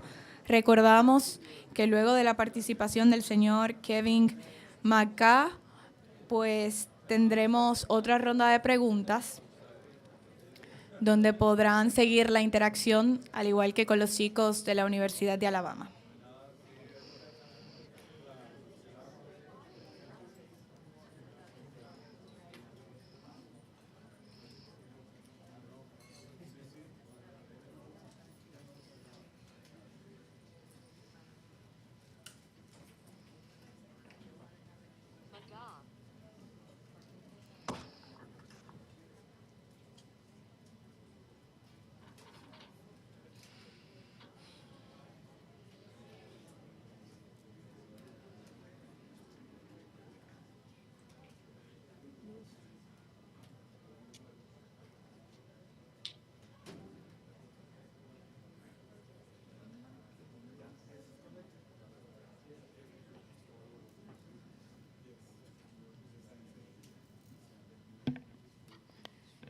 I don't know, can you all hear me?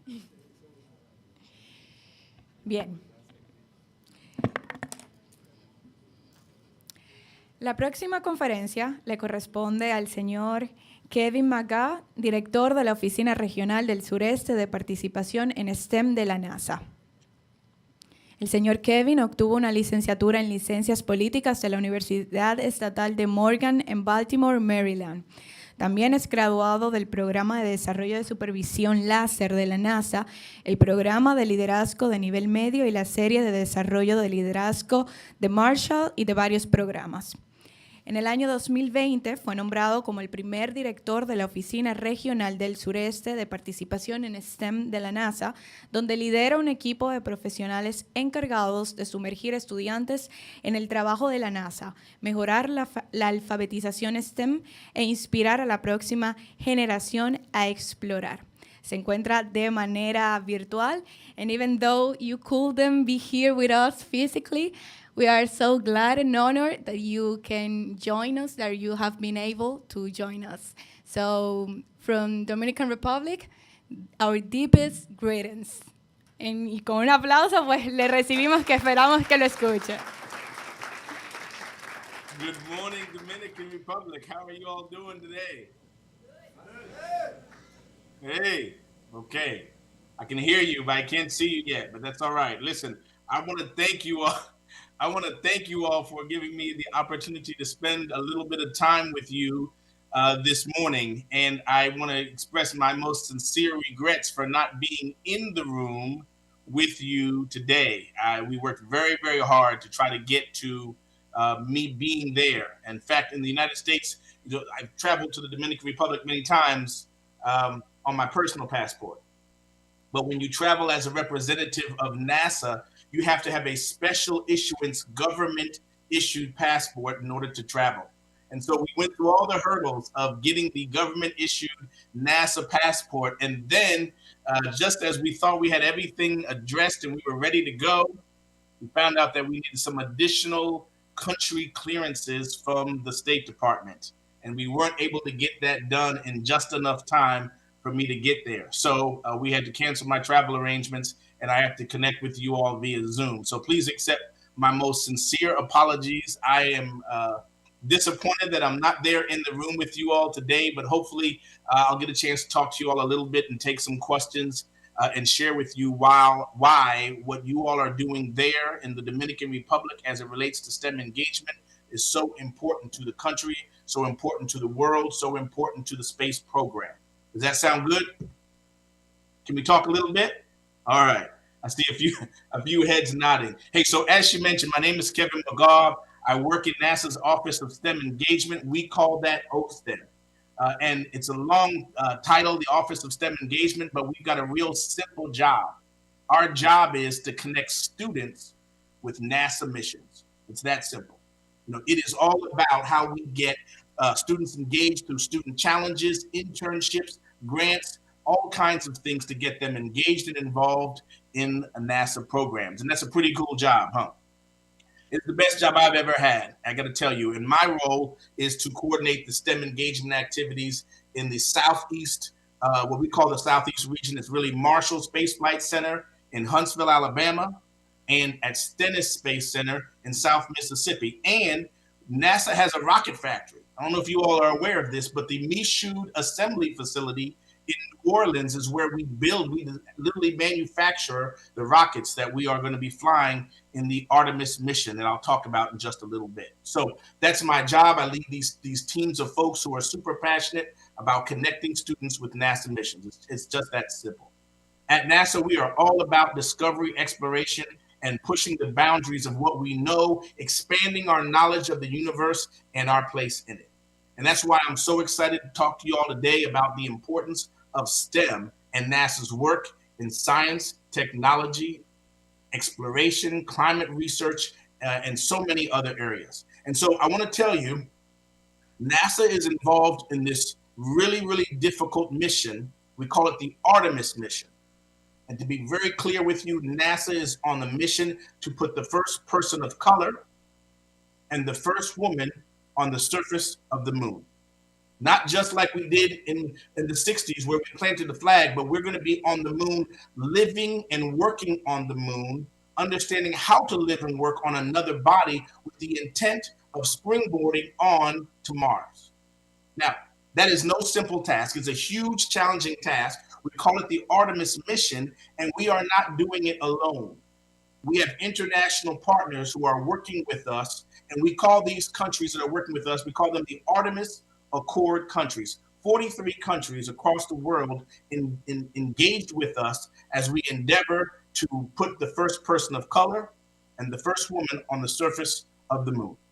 Now, and I will tell you, to you all in the Dominican Republic, we had some conversations with the ambassador to the Dominican ambassador to the United States, who joined us here in Huntsville, Alabama, just a few months ago for Rover Challenge, and we're looking forward to at some point the Dominican Republic joining us in those Artemis Accords. So I just want to share with you that NASA's work is not just only about NASA. It is an international partnership that we have with a number of countries. And so I talk about the Artemis mission.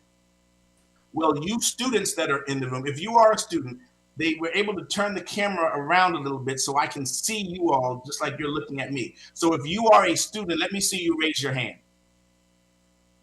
Ah, there you are. Good. Now, I want to tell you how we refer to you all. At NASA, we refer to you all as this rising generation of STEM explorers and discoverers, and we call you all the Artemis generation. Just like there was an Apollo generation and an Apollo mission that took place back in the 60s, this era where we are today, this is the Artemis generation. You all are the Artemis generation. And long after I am more gray, you see there's some gray in here now, when I'm more gray and I'm covered in gray and I'm retired and I'm at home in my rocking chair, you all will be the ones who are helping us truly get on from not just the moon, but into deep space and on Mars. And someday, we will have a permanent presence, human presence, on another planet. And we're really excited about you all and passing the torch to you all and preparing you all for that opportunity. Now, every opportunity that you all take as students to explore new paths and enhance your STEM skills and develop your leadership abilities, some of those same abilities and STEM skills you just heard some of the UAH students talking about. Every time that you're expanding those skills and developing those skills, you are preparing yourself for these really challenging adventures and challenges that we have to come. And so we're excited about you continuing to develop those skills. I need to congratulate, thank, and acknowledge a few people who are there in the room and who have been involved in this whole effort. Some of them have been instrumental in the teams from the Dominican Republic participating in NASA's Human Exploration Rover Challenge. I'm going to talk to you about that in just a few minutes, but let me first recognize a few folks. So first, I want to recognize and thank Ezekiel Diaz. Is he there? Let me see it. Where is he? There he is. All right. I want you to wave at me because I want you all to know that Ezekiel has been critical in the engagement of many of the folks who are participating in today's conference. And so I want to thank him and his flexibility as we were trying to work through getting me here, getting me there to the Dominican Republic. Second, Robertson Porto Real, president of the National Government Bank, who's one of the principal sponsors of the event. We want to thank him. We want to thank Arturo de Villar, vice rector of INTEC University. So happy to have him. Also, Cayetano Rodriguez, Dean of Engineering. I want to thank them for being here. Yes, sir. Good to see you. And I want to tell you all, if I could, I would be right in front of you, sitting in that empty seat on the end. I'd be shaking you all's hands and speaking with you all. So, and I pray that in the future, I'll have a chance to meet you all in person. I want to thank General Fabriet, Commander General of the Dominican Air Force, and all the generals and colonels from the Ministry of Defense and the Aeronautical Department and the Aerospace Department of the Dominican Republic. There are some representatives from the university there, INTEC, and other universities. I want to thank you all for all that you all are doing. Truly appreciate all the work that you all are involved in. I want to thank the 6 NASA HERC teams, Human Exploration Rover Challenge teams from the Dominican Republic. If you are in the room, you know how you remember me, right? You know I like to get you all to make a little bit of noise. So if you are one of the 6 NASA Human Exploration Rover Challenge teams, I want to hear you make a little noise. I see you. Listen, you guys are why we do what we do, and so I want to thank you. And I also want to recognize the NASA winners of this year's competition, the UAH team, and I got a chance to sit in on your talk just a few minutes ago, and the future, we are in good hands with all the many students who are involved in these programs, and UAH, you all did a great job in your last presentation. Hey, so I love having the chance to inspire students and encourage them to picture themselves in STEM. And one of my favorite parts of my role is having the opportunity to speak to some of the most talented and dedicated young people and help shape their future. And so I am particularly interested, I will tell you, I have a genuine passion for people of color being engaged in the space program. That is a big deal. As someone who attended a historically Black college, Morgan State University, you heard about earlier, it's in Baltimore, Maryland. It's what we call an HBCU in the United States. It's historically designed, created for Black students in the United States, when many Black students never had a chance to get an education in the early in the late 1800s and the early 1900s, a series of black schools were created so that African Americans could be educated. And so I have a passion for seeing black and brown people, people of color, engaged in education, particularly when it comes to STEM. And so we have a number of examples of Latino and African American astronauts and figures that are engaged in the space program. And me personally, I believe that representation matters. It matters when you see people who look like you engaged in leadership positions in STEM, like Jose Hernandez, an astronaut, Joe Acaba, an astronaut who had some exposure and experience in the Dominican Republic many years ago, Charlie Bolden, who was the NASA administrator. Some of you all may have recognized that name. He was a NASA administrator many years ago. And if you don't know, even at the early stages of the space program, people of color were involved and critical to the success. There's a movie called Hidden Figures. Have you ever heard of that movie, Hidden Figures?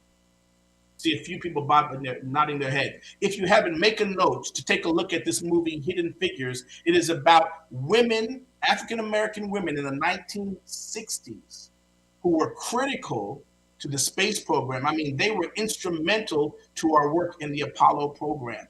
And so not just people of color, but for women, we really want to be aggressive and proactive in engaging women in STEM. We know that ultimately, if we have all of these different perspectives, we have the best chance of solving some of our most difficult problems. So in the US, I need to tell you, and this is why it's so important that we engage students from underrepresented groups, people of color, women. Women make up 51% of those with college degrees, but when it comes to science and engineering, that number, that percentage drops down to only 29%. And when it comes to engineering, we are told that women make up about 16%. So we have a lot of work to do to ensure that we are pulling everyone in. Same kind of similar numbers exist in the space program with people who are of color, people of color.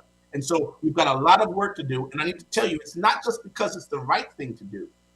Data is clear. If we pull in people with diverse backgrounds, who've experienced different things, they come from different areas, culturally, they solve problems differently. When we tackle the most difficult challenges with all of these creative solutions, from over here, a young lady from the Dominican Republic, a young man from India, someone else from Hawaii, from the US, and from South America, and all over the world, when you have all of these folks contributing to the solutions, we come up with more creativity, and as a result, we have better solutions to our problems. Does that make sense? Okay, so that's the reason why NASA is so proactive about trying to broaden student participation. It's a big, big deal for us. And so I want each of you, particularly the students, I want you all to know that STEM includes you, and you bring something unique to the table when it comes to STEM, and that you belong in STEM. You belong in STEM, and so I want to encourage you to continue to pursue it. Now, you generally think of, when it comes to STEM, you generally think of astronauts and engineers, right?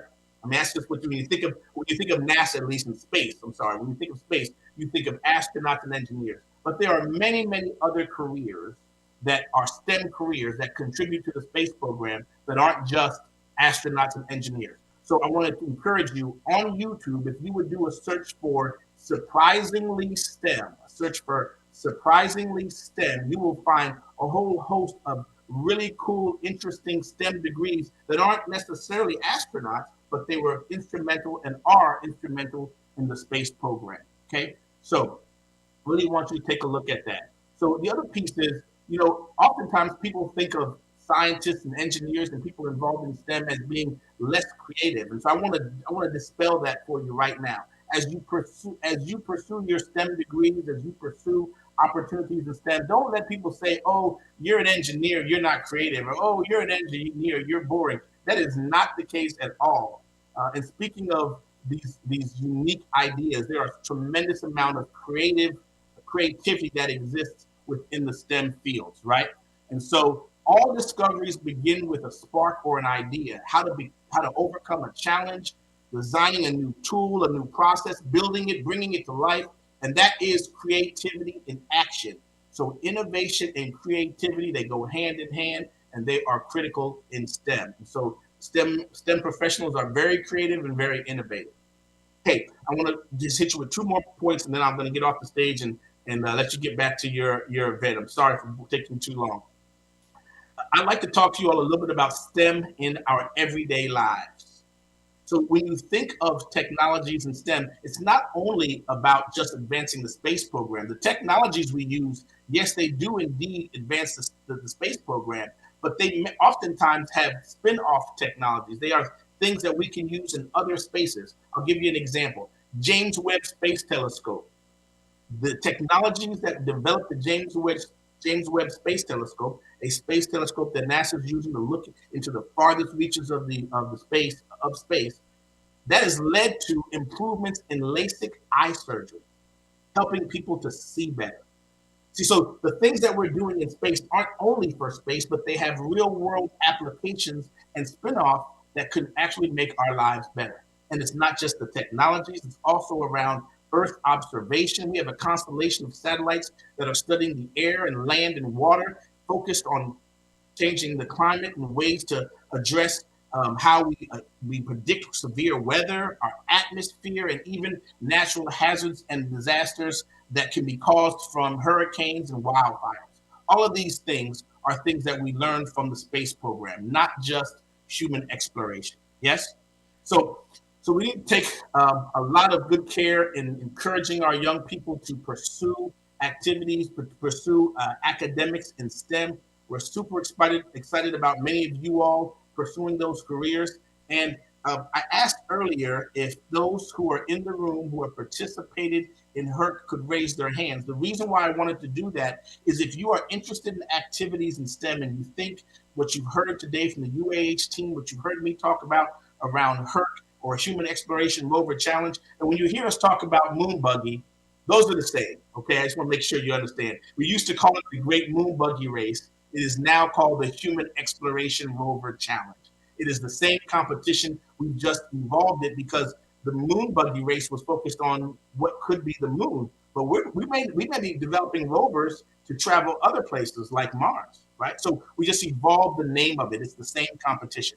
Those individuals who've been involved in the moon buggy race, or what we now know as Human Exploration Rover Challenge, I ask you to put your hand in the air because if there are other students in the room who want to know a little bit about what that experience is like, I want you all to know where to go, who to talk to about that. Now, we have this effort, this Human Exploration Rover Challenge. I'm partial to it. I love it. I think it is amazing. We have a number of student challenges, but HERC, a Human Exploration Rover Challenge, is one of my favorite. And there is this one country that particularly, we have 12 countries in addition to the United States that participate in Rover Challenge, come from all over the world. But there's this one country and the teams from this one country that have more excitement, enthusiasm than any of the other countries that come and participate. And I bet you all may know which country I'm talking about. See a few heads nodding. I've got a video to highlight to show some of the highlights of this year's competition. And so I'm going to share my screen and show you a quick video. Do I have enough time to do that, Ezekiel? Okay, all right. I'm going to share my screen. At least I'm going to try to. Okay, I think I've done it. Do you all see? Can you all see something? Do you see a team on the screen here? Do you see something? Okay, I'm going to play this. I want you all to see this.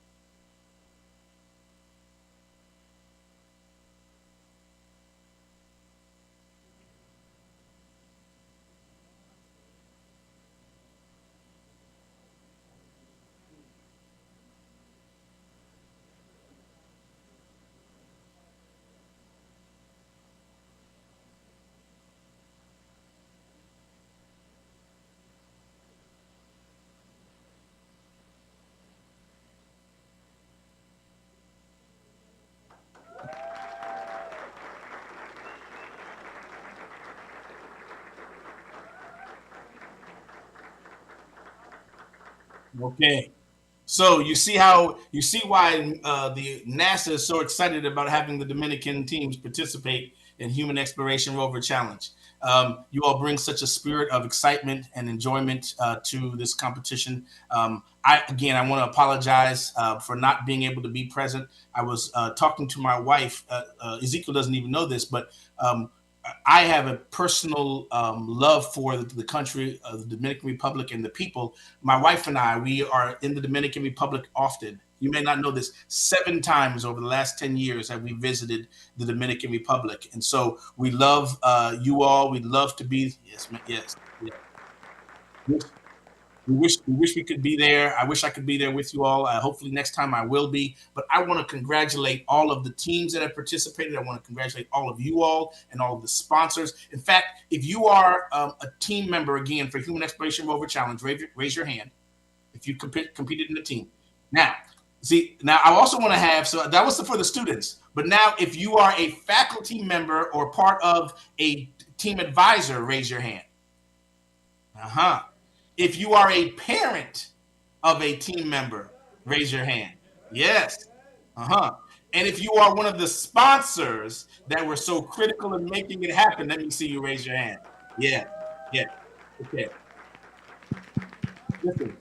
Listen, sponsors, parents, faculty members, and students, you all are critical to these teams participating. We are grateful to you for all of your hard work. I'm grateful for the opportunity to speak with you all. And I just need to say this in closing, right? For the students, I hope you all are beginning to see all the ways that your unique mix of ideas and interests and talents can help change the world in the future, particularly around a space program. So don't be discouraged when your paths take a few unexpected turns and twists. Every grand adventure that we take on, every big goal we achieve, we have to do it together. We had a center director here at Marshall Space Flight Center used to say, if you want to go fast, go alone. But if you want to go far, we have to go together. So I want to encourage you students particularly to be curious, creative, and confident as you step forward in your own STEM journeys. The universe is out there waiting for you. Take it. Thank you all.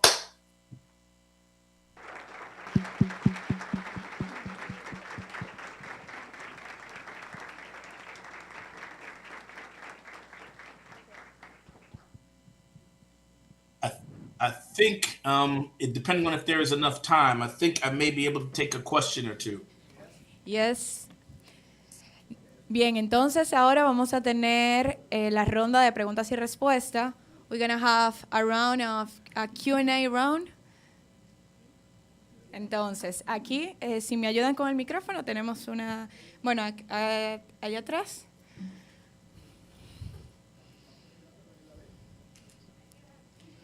Quien vaya a hacer la pregunta para que puedan verse, o sea, para que la cámara los pueda grabar, diríjanse al frente y así entonces... La puede hacer en español y alguien se la traduce. Thank you. En el centro.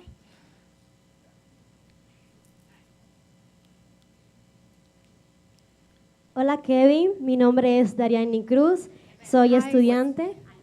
Hi, my name is Dariani Cruz, I'm a student. Hola Kevin, mi nombre es Dariani Cruz, soy estudiante y este próximo año voy a cursar mi último curso de secundaria. This next year I'm going to be a senior in high school. Vengo de un pueblo que está ubicado en el borde de la República Dominicana. I come from a small town that is located at the border of the Dominican Republic. En el noroeste de nuestro país. At the north-south of our country. Se llama Montecristi. It's called Montecristi. Yo he venido a escuchar su conferencia. I've come to listen to your conference. Y las demás también que es en esta mañana. And the rest that spoke this morning. Y me ha parecido muy emocionante, interesante y también me ayuda a mí como persona que voy a también a ir hacia adelante. It's been very emotional, interesting, and it helps me as a person that's moving forward in this field. Me siento feliz y privilegiada de estar en este lugar. I feel very happy and privileged to be here today. Y también tener estas palabras y esta pregunta a usted. And then to have these words with you and ask you this question. Yes. ¿Qué le aconseja a una joven como yo de una zona de bajos recursos?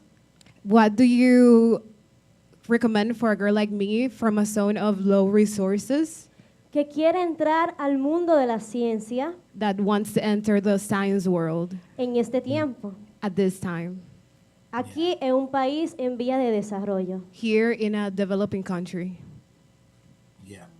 So I'll tell you my thought. So I get this question often, right? You know, no matter where you are, whether it's in the U.S., outside the U.S., there are those students whose resources are limited, and they want to know, how do we get involved? How do we get engaged in STEM? And so the first thing I would say is, you really have to be willing to buckle down when it comes to your academics, particularly in science, technology, engineering, and math. Really want to encourage you to work really hard, and I bet you've been doing that. So that's the first thing. The second thing is, I want you to be able to see yourself. You should look at and have a vision for yourself in STEM, because you can do it. We need you in it, and you bring unique ideas from the small town that you're in, Monte Cristo. Is that what you said? Yes. Okay. So your small town that you're from, there are things and experiences that you have in your small town, challenges that you've had to deal with that you have overcome. And as a result, you have a way of solving problems that's different than the way that I solve problems, right? And so I want you to see yourself in STEM, know that you can do it, work hard. And I would just say to you that when you have your moment, know that you are there because you have earned the right to be there, and don't be afraid. Be proud and stand strong when you get into those circumstances, when you get into the places where you're taking advanced classes in science, technology, engineering, and math, or if you go on to university and you're taking classes, be confident in knowing that you can do it. And by the way, you're at the table because of you being unique. That's why you're there. It's not in spite of, it's because you are unique. So own that, right? And show up and be confident in your space, okay? That's what I would say.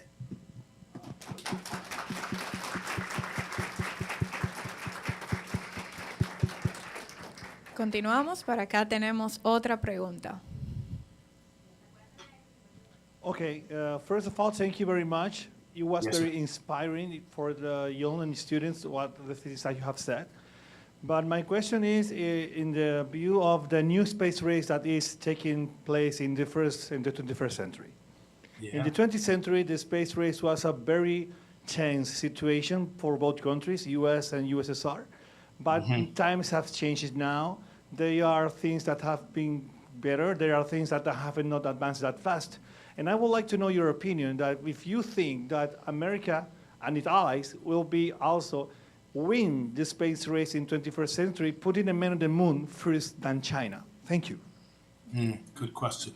So, great question. So, there are a lot of people who are involved in the space race, right? There are a lot of countries who are involved in the space race. What we have tried to do is to build some allies in our efforts. And that's why you heard me talk a little bit about the Artemis Accords, the other countries that are partnering with us. So it's not just about the US trying to get there, but other countries who are partnering with us, and we are collectively trying to get there. And so I don't know who will win at the end. I know that we are passionate and committed going forward. We're trying to go not alone because we don't want to go fast. We want to go far, right? And so if it is true that we want to go far, we need to go with allies in that effort, right? And so time will tell, but we're working very, very hard. We're working very, very hard. And, you know, NASA's focus is on the peaceful civil use of space, right? And so, and we love that we have other countries that are joining in and looking at how can we peacefully explore space. So thank you for your question.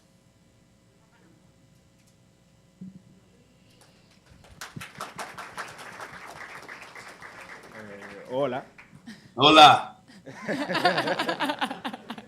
No sé si tenga que ver, pero me gustaría preguntar si I don't know if sé this has to do de, with anything, but I'd like to ask. de algo que se está desarrollando en la zona sur del país para mandar satélites y todo ese tipo de cosas. We are developing equipment in the south zone of the country to send equipment. Y me gustaría saber qué interés tiene la NASA por invertir en el país. And I'd like to know if NASA is interested in investing in our country.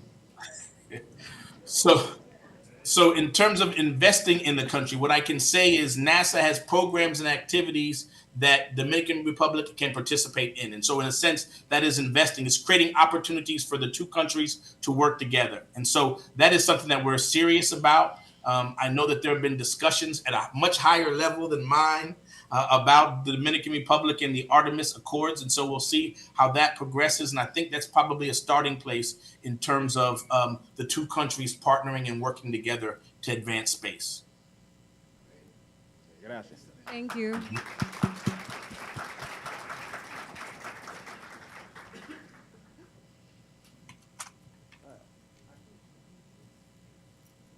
Greetings, Director. It is Hello. one of my, I'm a bit nervous, but it is an too. extreme honor to be able to meet and talk with you. I would like to ask, I am an electronics engineering student nearing the end of my career. What do you recommend that we follow after we get out of university? What path should we take to be able to follow what we desire? So I guess that really depends on what you see. First, you have to have a vision for where you want to be, right? And then once you have that vision, then I think you can start to work the steps on what you would need to do to get to that vision. But what I would say to you is getting hands-on experience is invaluable. We talk about that here in the U.S. when we talk to students and they say, what should my next step be? And depending on, this may not be exactly for you, but I'll tell you the general kind of advice that we give. Gather hands-on experience. Find places where you can get hands-on experience doing research, developing hardware, building metal, and find a really good mentor. Does that make sense? Find a really good mentor, someone in the field that you're interested in, that you can just spend some time with, have conversations with from time to time, pick their brain about how they got to where they are, how things have changed, what they might recommend for you. So seeking hands-on experience, hands-on research is a great one. And two, along the path, and this goes for wherever, anyone there who has some aspirations to be deep into STEM, find a really good mentor, advisor who can help you navigate these challenging waters. Does that make sense? Yes. Thanks a lot for the answer. Yes, sir. Yes, sir. Hey, and you didn't tell me your name. Wait. What is your name? Oh, my name is Eric. I'm a student here at INTEC. Okay, so Eric, I want to tell you, you started with being nervous. You can't be any more nervous than I am. I'm telling you, I'm sweating up here. So it is, listen, it is okay to be nervous, right? It is okay to be nervous. We all are nervous at times. We just have to face it and still do our very, very best. And you did a great job, man. So thank you. Thanks a lot, sir. Yes.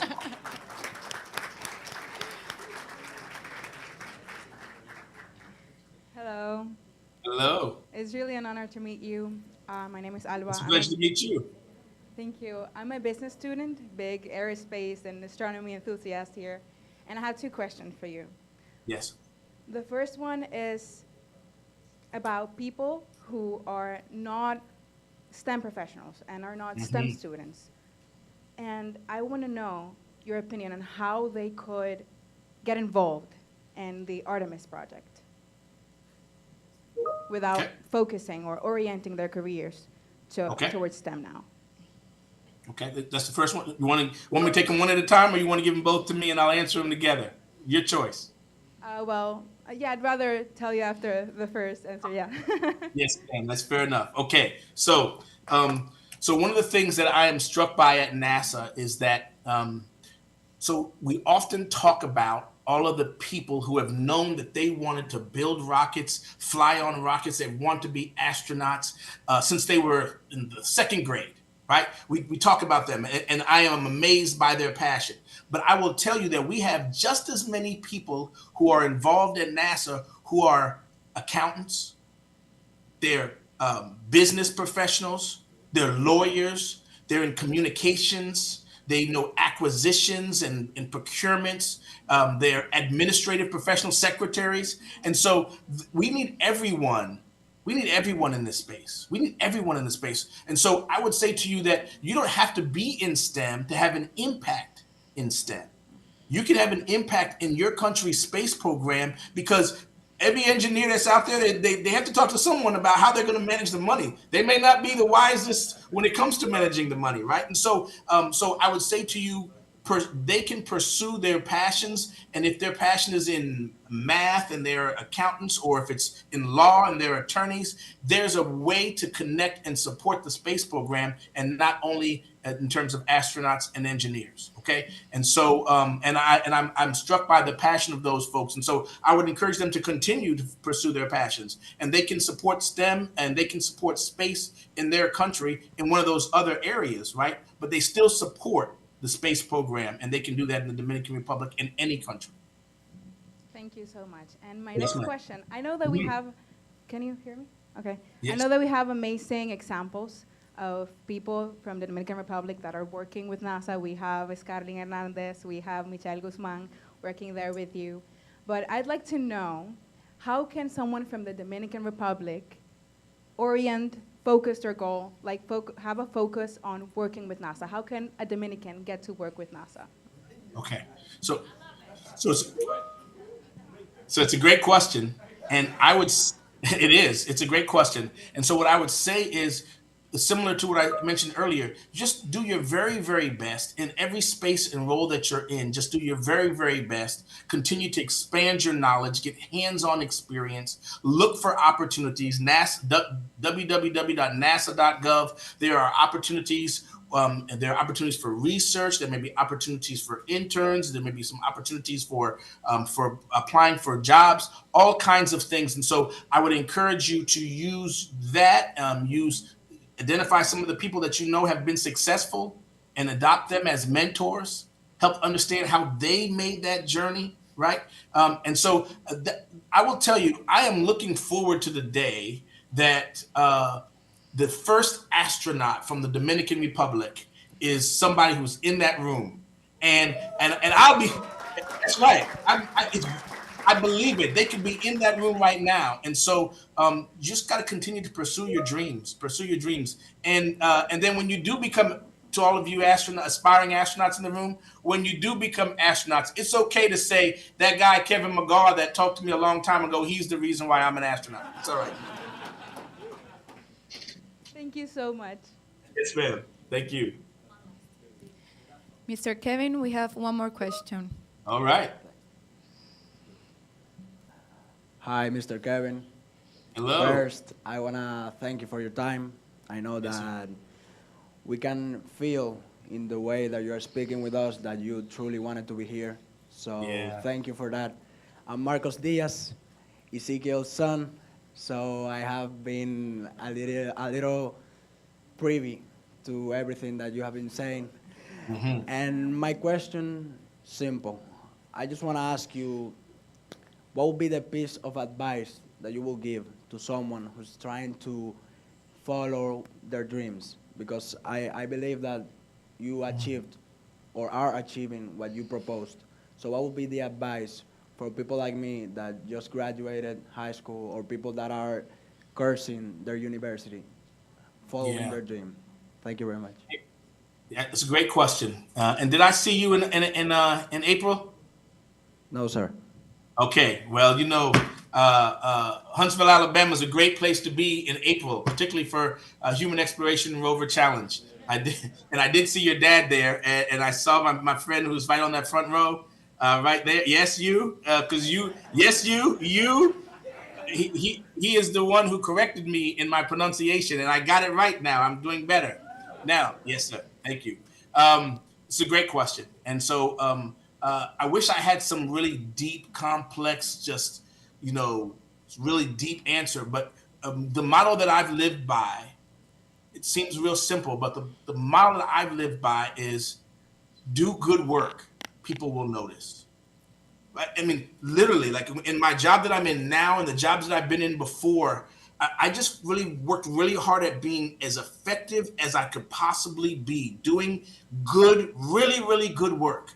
And I can't speak for everyone, man, but for me, the way that I've moved and grown in my profession, by the way, it is by the grace of God. I need to say that, right? I don't take credit for it. It is by the grace of God. when I look back over my life and consider where I started from to where I am, I'm super grateful.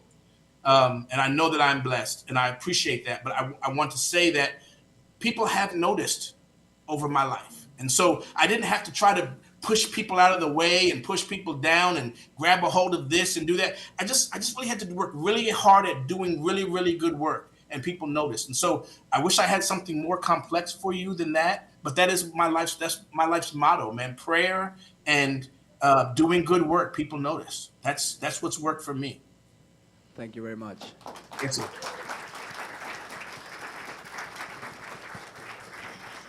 Bien, y con esta última pregunta nosotros finalizamos esta ronda. Agradecer nuevamente al señor Kevin McGaugh por habernos acompañado. Thank you very much, Mr. Kevin. We are so glad to have you. And let's make a deal. If you take us to the moon, when you come back to our country, we definitely will take you to the beach, for example. That's the best. That's a good deal. So thank you all. Yes, ma'am. Thank you for having me. I appreciate it. To all of the sponsors and the organizers, to the university, to Ezekiel, to everyone. Thank you all for allowing me to participate in this unique way, since we weren't able to get me there in person. Again, last thing I'll say, I know I'm talking too long, but this is a really good example. What we did today is a really good example of what we have to do in life. We've got to be flexible. Right? We have to be flexible, agile, do different things when necessary. Sometimes the world throws crazy challenges at us, and we've got to figure out a way to overcome them by being flexible. And so you all were flexible and allowed me to participate via Zoom since I couldn't get there. And so I want to thank you for that. I hope to be there sometime in the future. So thank y'all so much. Of course, we hope.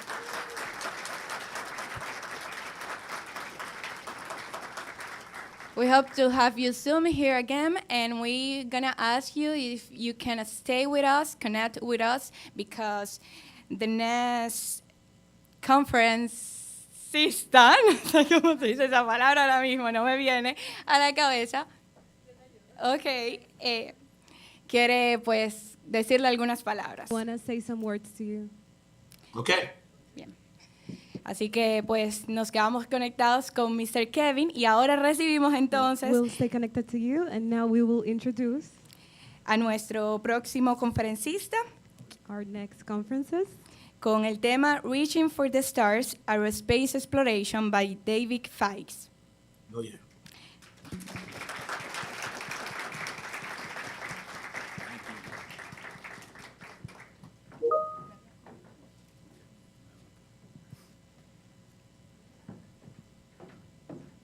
Ezekiel, with your permission, I'd like to switch gears a little bit.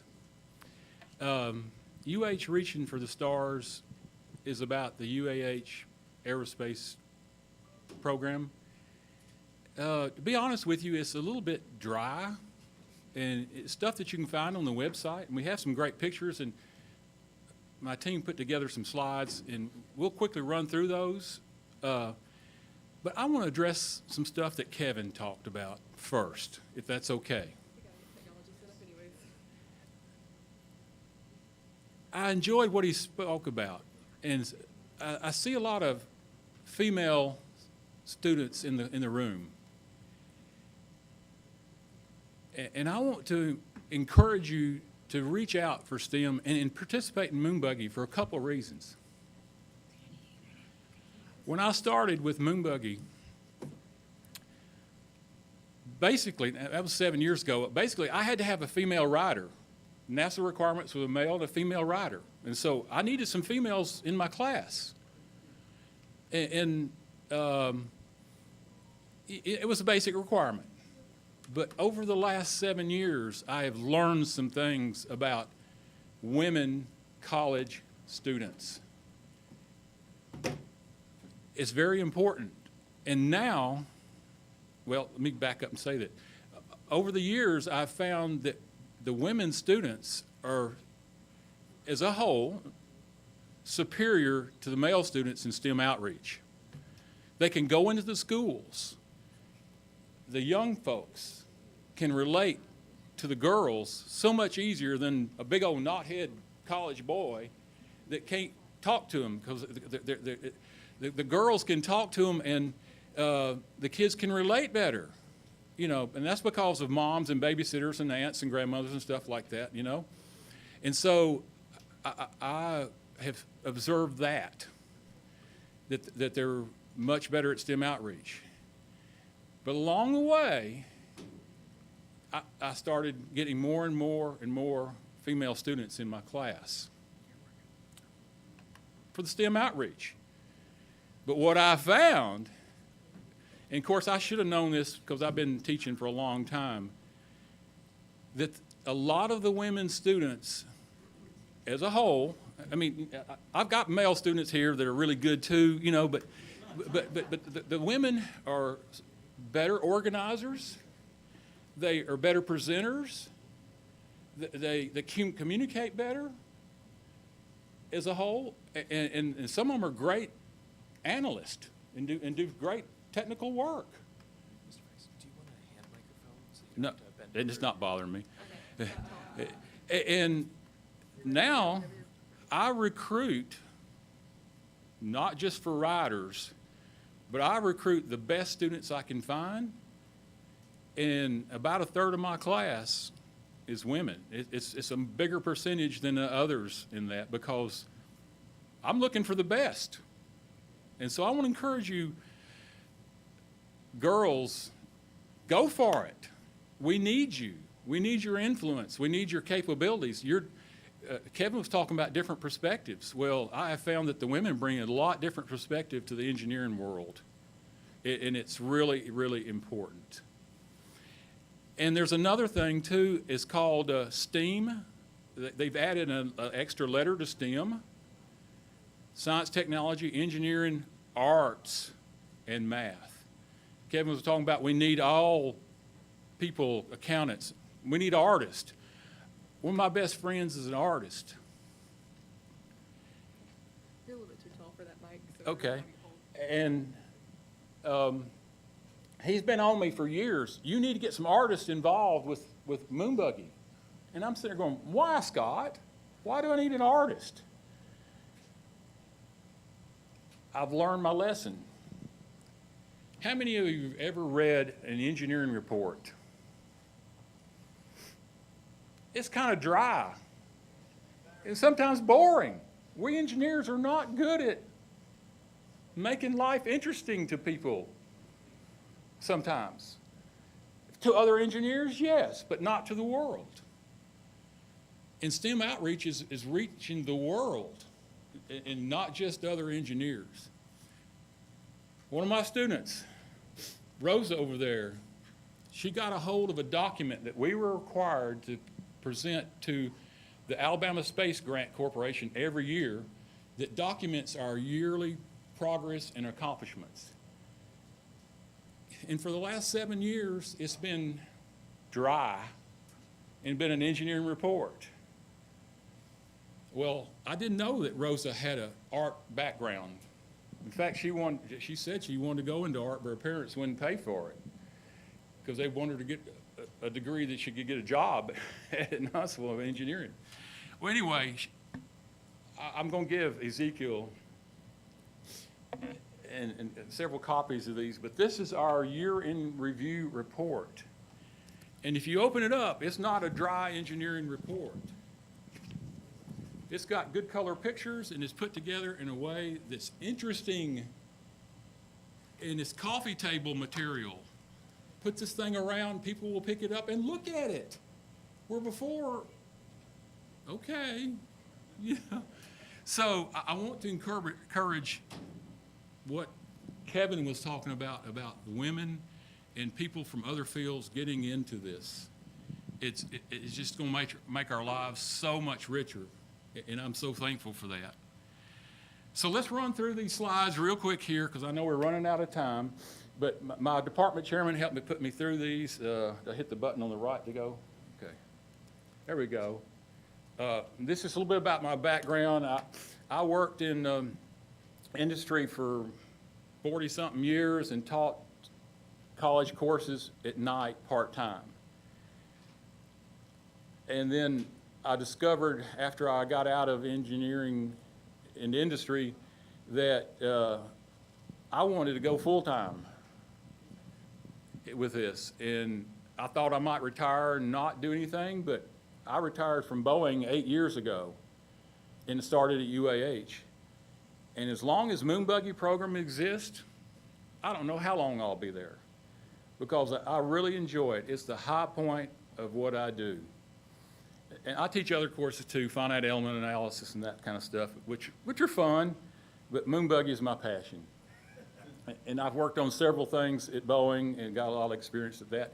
And the beauty of that is I can bring that industry experience into the classroom and help the students know what to expect when they get on the job. And I try to do that every chance I get.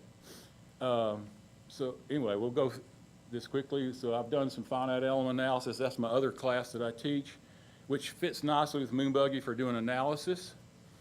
And here's one of the models we made of a composite materials. So we pick on a lot of stuff, not just aluminum and steel, but composites as well. And finite element analysis is used for not just stress analysis and structural engineering, but for fluid flows and heat transfer analysis. Lots of things. It's really important. It takes you beyond the classic classes and equations that you learn in engineering. The finite element analysis will solve almost any problem. And in fact, more problems than you can get with just regular, a lot of theory classes. So some degrees in aerospace in the UAH department, Bachelor of Science, a Master, and a PhD, both in aerospace and mechanical engineering are available. And we've had a lot of students in our department. In fact, we are the largest department on campus. At one time, we were 1,500 aerospace and mechanical engineering students.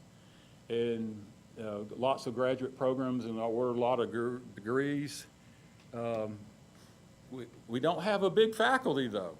The faculty is about the same as it was when I started teaching part-time there 30 years ago, but we use some part-time people like myself when I was doing that, and bring in people from industry to help teach the classes, and that's really important, too.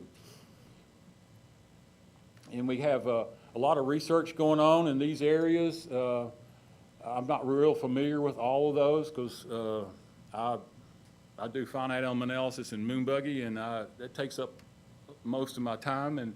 But we have a lot of external funding and a lot of research going on.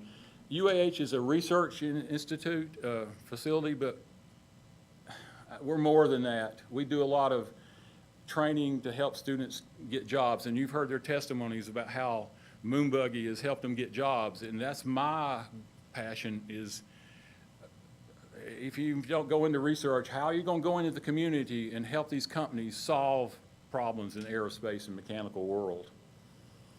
And these are just some pictures of some of the facilities we have there. There's more of that online. And of course, there's a lot of classes, and there's classes listed in our catalog and lots of details there. But in aerospace, there's several things to look at. I guess there's a slide that's coming up on that, but you can get a master's or a PhD there.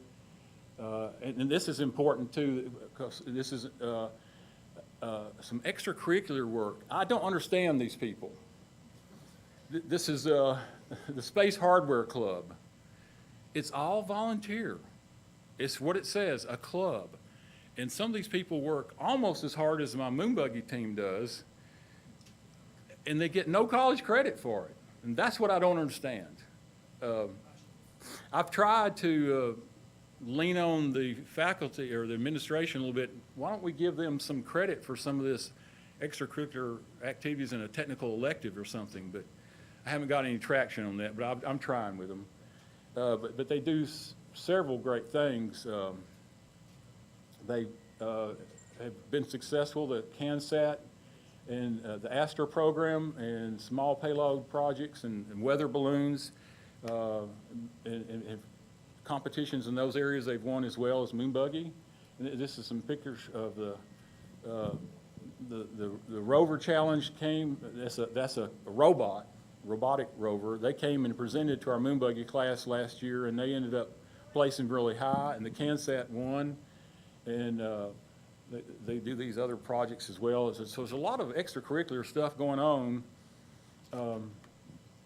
and we are located next to Cummins Research Park in Huntsville. Those of you who've been to Huntsville have seen, we're surrounded by companies like Boeing and Blue Origin and dozens and dozens of aerospace companies. And so that really benefits UAH because it draws students from not just in North Alabama and in Middle Tennessee, but over the years I've had students from probably 40-something states in probably about 20 countries from around the world. I've had students from almost every continent except Antarctica. And, but we've, you know, so it makes it real interesting because we get a lot of people coming in to Huntsville because of the aerospace program that is there, not just at UAH, but the local jobs and NASA being there as well. Okay, so any questions? There's a lot in the works. I'm going to go out on a limb here and say that I'm hoping that the university-to-university cooperation between INTEC and UAH will develop. My department chairman and my dean were really encouraged and about this trip and making these connections with the Dominican Republic, and they told me that. And when they came and visited after the competition last year, I was asking permission of the dean to bring them over and let them see our labs and moon buggy and our machine shop. And he says, sure, bring our guest over. And when he said that word guest, you know, I said, all right, it's on. You know, this is great, and I'm glad we can do that. So I don't know how far up the chain, but we do have some other programs with other universities that I think will parallel what maybe we can do with INTEC, and I'm looking forward to it.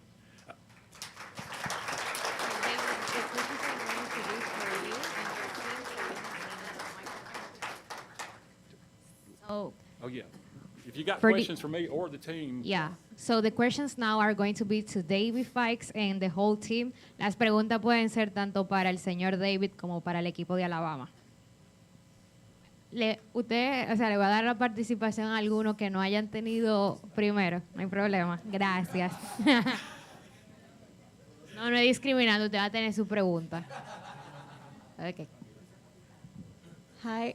First of all, thank you all for being here. We're so excited. I'm actually a former member of Apollo 27 of the team here in the DR, and I'm really excited to see STEM being so important for both of us. Like, see what we are willing to do to get people together and learn about STEM and be part of this. So thank you so much. My question is, we actually have here some of the members of the new team, of the 2025 team for Apollo, and I want to know if you have any advice that you can give them based on your experience, especially you, Mr. Fikes, that have been part of this for so long. What can you tell them to be better and continue to make a great difference for the competition and all the people here that we get to inspire doing this? What was her basic question? What would you suggest the next year's team for them to An advice for the next team of Apollo. Oh, the next team? Yeah. Start early.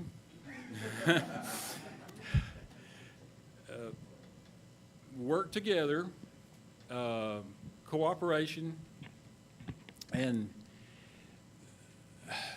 we typically have budget problems. And so if you can get the money issue and get your materials flowing faster, so you can get your rover built faster, because getting the rover built, you guys have to ship it. We don't. And so, you know, we can work on it all the way up to April 1st. But getting the rover, my ideal situation would be if I had a rideable rover in January, and then I had the whole month of February to test it, and test it, and test it, and test it. And when you go testing it, We build our obstacles and do things, to proof test our analysis. Typically, we break things because engineer analysis it's great and it gets you so far down the road, but without the actual proof of the pudding, testing it, you really don't know. And I see so many rovers at the competition that break, and they break on the simplest little things. Some of them this year had trouble getting off the starting line. Well, that told me that they had not adequately proofed the rover and ridden it and shown it to your instructor and shown it to your dean that we can do this before you ever put it in a box and ship it. It needs to be verified. And so that's my biggest thing is getting it done as early as possible and testing it. Okay, we have another question here. Good morning. My name is Kelvin Marte. I'm glad to be here. I'm new in this university. And my question is for the team. Did you have any complication or frustration blocking while creating your project?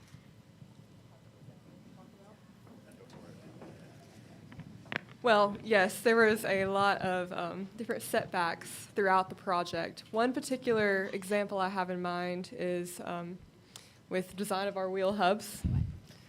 We learned about a new failure mode very late in the competition, well, in the timeline. So we had to do a very quick redesign. But facing challenges like that really are just meant to prepare us better for the workforce.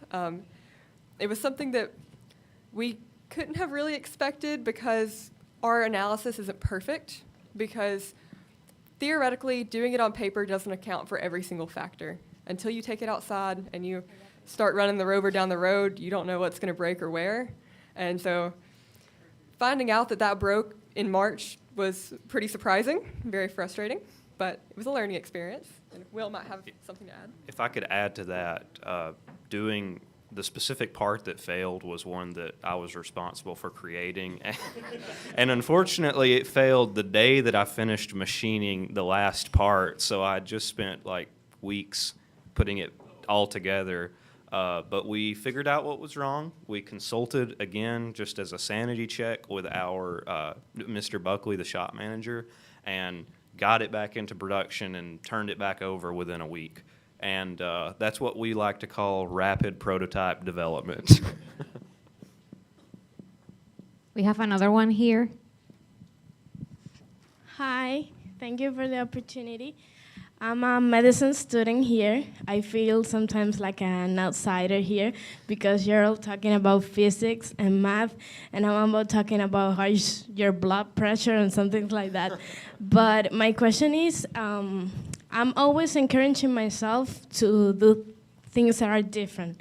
I'm a medicine student, but I have always been interested in things that are outside my profession. And my question is, what is your advice to us? But sometimes we think that NASA is too scary, NASA is too big, NASA is too difficult. But what is your advice to us to achieve this? For me, that I'm a medicine student, how can I support your program? How can I be part of something that is bigger than me? Yeah, so my advice to you, I know you mentioned sometimes you feel like you're an outsider in the program. If you're scared to do something, just go ahead and do it even if you're scared. I mean, you just got to get it done and do it. But specifically to stuff like the HERC program, I know we talked to the INTEC team.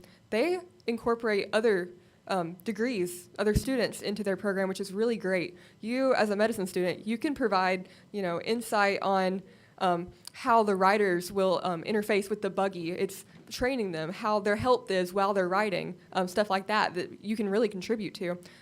Ergonomics on the buggy is something that, a lot of these competitions, a lot of our teams, it's kind of an oversight. We're trying to turn out a buggy very fast, and we're not thinking about how comfortable or the ergonomics of our riders. So that's one area you could contribute in. And of course, medicine and health aspects are needed for stuff like NASA because, we got to keep our astronauts healthy. Yeah. Thank you. So Eduardo, I know. I'm sorry. We have a team member, Eduardo, that wants to ask a question for you, but I'm going to leave you, later because you can ask them later because we have interaction with the group, but these people doesn't have interaction to you later than today. Well, hello. Thank you for visiting us. I wanted to ask, my name is Leslie. It's a pleasure. How do you manage documentation? What are the standards that you follow, and how did it evolve in the years that the moon buggy has on the rover competition? So documentation, of course, is a very critical part in the pathway of this project. I think it accounts for nearly half of it between the presentations and everything. So the way that our process worked is we, don't have last year's team members, but we have the benefit of still having their work. And so we looked at what they presented and their scores, and we brought that together and really took a item-by-item list, very critically analyzing each part of all of those reports that they presented to NASA. And in fact, that was even an assignment that we were graded on, was each person in the team had to go through and look at that report and say, how can we do better, looking at those previous scores. And from that, we were able to improve quite drastically from last year in the scoring that we got from NASA. And so I would say that you as INTEC have the benefit of enjoying great success in this competition. It's been very impressive what you guys have done. So look at your scores from last year from NASA. Break that down item by item. Go, either across every member of your team or at least the ones who are the most eloquent writers, the best speakers, and let them go through and say, how can we really put these ideas best to paper in a way that they understand and is most cohesive. And another excellent resource that we use that I will say that you definitely should is the NASA Systems Engineering Handbook. There in that, it's very, very dense, so don't try to read the whole thing before bed or anything. But definitely take some time to go through, look at things like their methods for requirements verification, presentation of how you should have your things laid out, the topics that they are wanting to see, because you have to remember NASA as an organization has the way they like to see things. And what you have to do is your job is to figure out what do they want to see, how do they want to see that, and spin that around back on them and say, they're going to say, hey, they did this requirements verification just like we liked, or their design review was just detailed enough but not too dense. Those are the things you're looking for, and that will make a huge difference in your reporting skills. Thank you very much. Thank you. Hello. Really nice to meet you. Congratulations, by the way. Well, my question, I know that everyone has asked questions about the specifications of the team and the things that you have gone through and all these things, but I want to ask something about schools. The HERG competition is relatively new in this country, especially as more and more schools are joining. And I want to know what general advice can you give to schools that are receiving proposals from their students to participate and the schools that are already participating for them to better support the teams? The proposals? I want to... Getting a team started, yeah. Yeah, so I think my advice to any team that was trying to get started and get support from their school would be to really sit down and look at the capabilities that the school can provide potentially and look at what you need as a team, because you really do have to find a middle ground there. Just with any request for anything in life, you're going to have to negotiate and be prepared to be told no. I mean, I've been told no for a lot of things. So even if they don't give you the support you initially requested, keep trying. Keep trying to get your proposal accepted to start a team. Keep trying to get their support. Even if it's something as simple as a closet to store stuff in, it can be a big help. Like a closet to store stuff in. You'll be more organized. You will have all your stuff in one place. It provides a place for teams to put their stuff. Something as simple as that can really just change the trajectory of a club or any HERG team. So just keep at it, just really try your hardest to be reasonable with them. Because I know, we as students, we really want our support from our university, but they can't always provide that. So that's something you have to do. And do you have any advice for the schools that already have teams? I know that they have all different situations, but how can they, where should they have their mindset when they have these teams? Because it's really new, and a lot of schools don't necessarily know the implications of the whole process.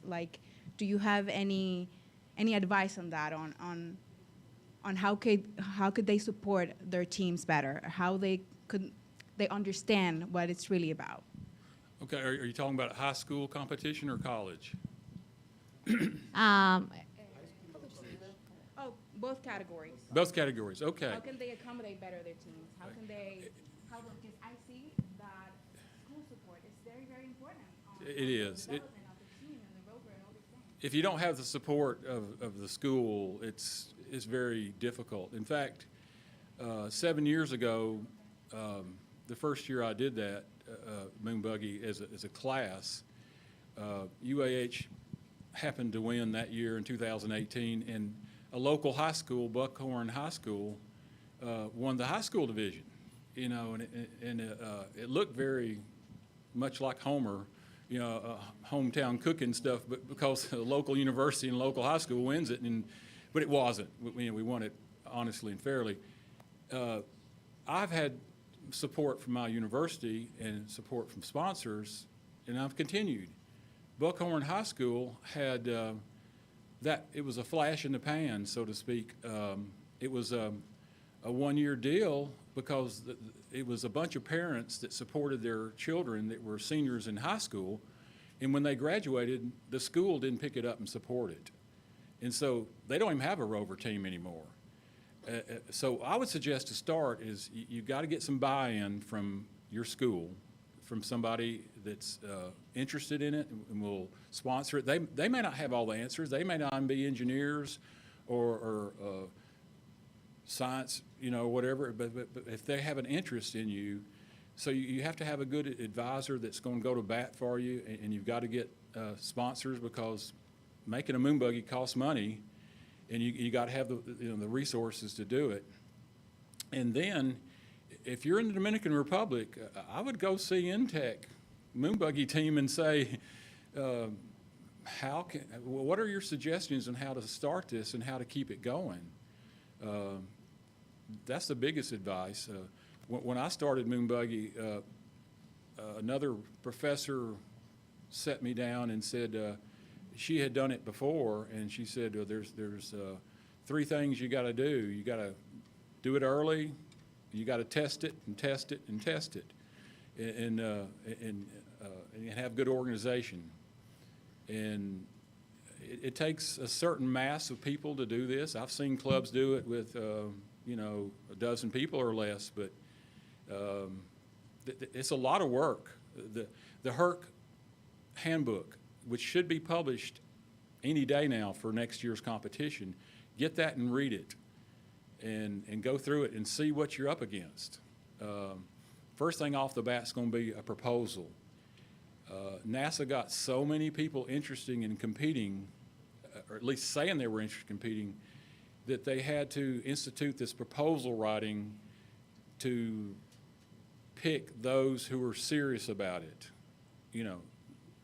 Apollo had to write a proposal to prove that they had the resources, the budget, and the support of the university to go on with this program. And we had to do the same thing. Even though we've been in it every year since it started, we still had to write a proposal every year to document that we have what we need. And NASA lays out what those requirements are in that proposal, what the answers, the questions they want answered. And you have to demonstrate all that. And so that'd be the best place to start, is go through the NASA proposal and see if you can answer all those questions, and then start figuring out, if you can't, how do I get support? And it may be even, you don't know how to weld aluminum, for instance. Well, start looking for somebody who can weld, and try to get them involved, Okay.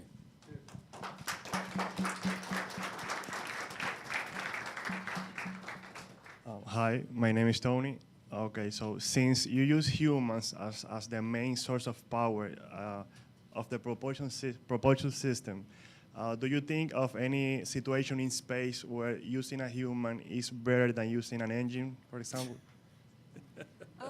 So we actually got this question at a recent event we were at it was actually the NASA in the Park event we talked about. We had an engineer come over and ask us, when would this actually be used on the moon? And our answer was, well, I hope if this goes to the moon, we have a bigger team working on it with more funding and more research. Because as it stands right now, I don't think most of the buggies in the program would go very far on the moon. But for example, let's pretend that it could. One example that we would need something like human power rather than battery power on the moon is if you had a battery fail. If you have a battery fail and you don't have any other way to move your rover out on the moon, you would really want the human power. So I think that is one example of something where you would want it. But I do think that if we were to actually send one of these buggies to the moon, there would have to be a lot more work done to figure out how a human in a spacesuit would be able to propel one of these buggies forward.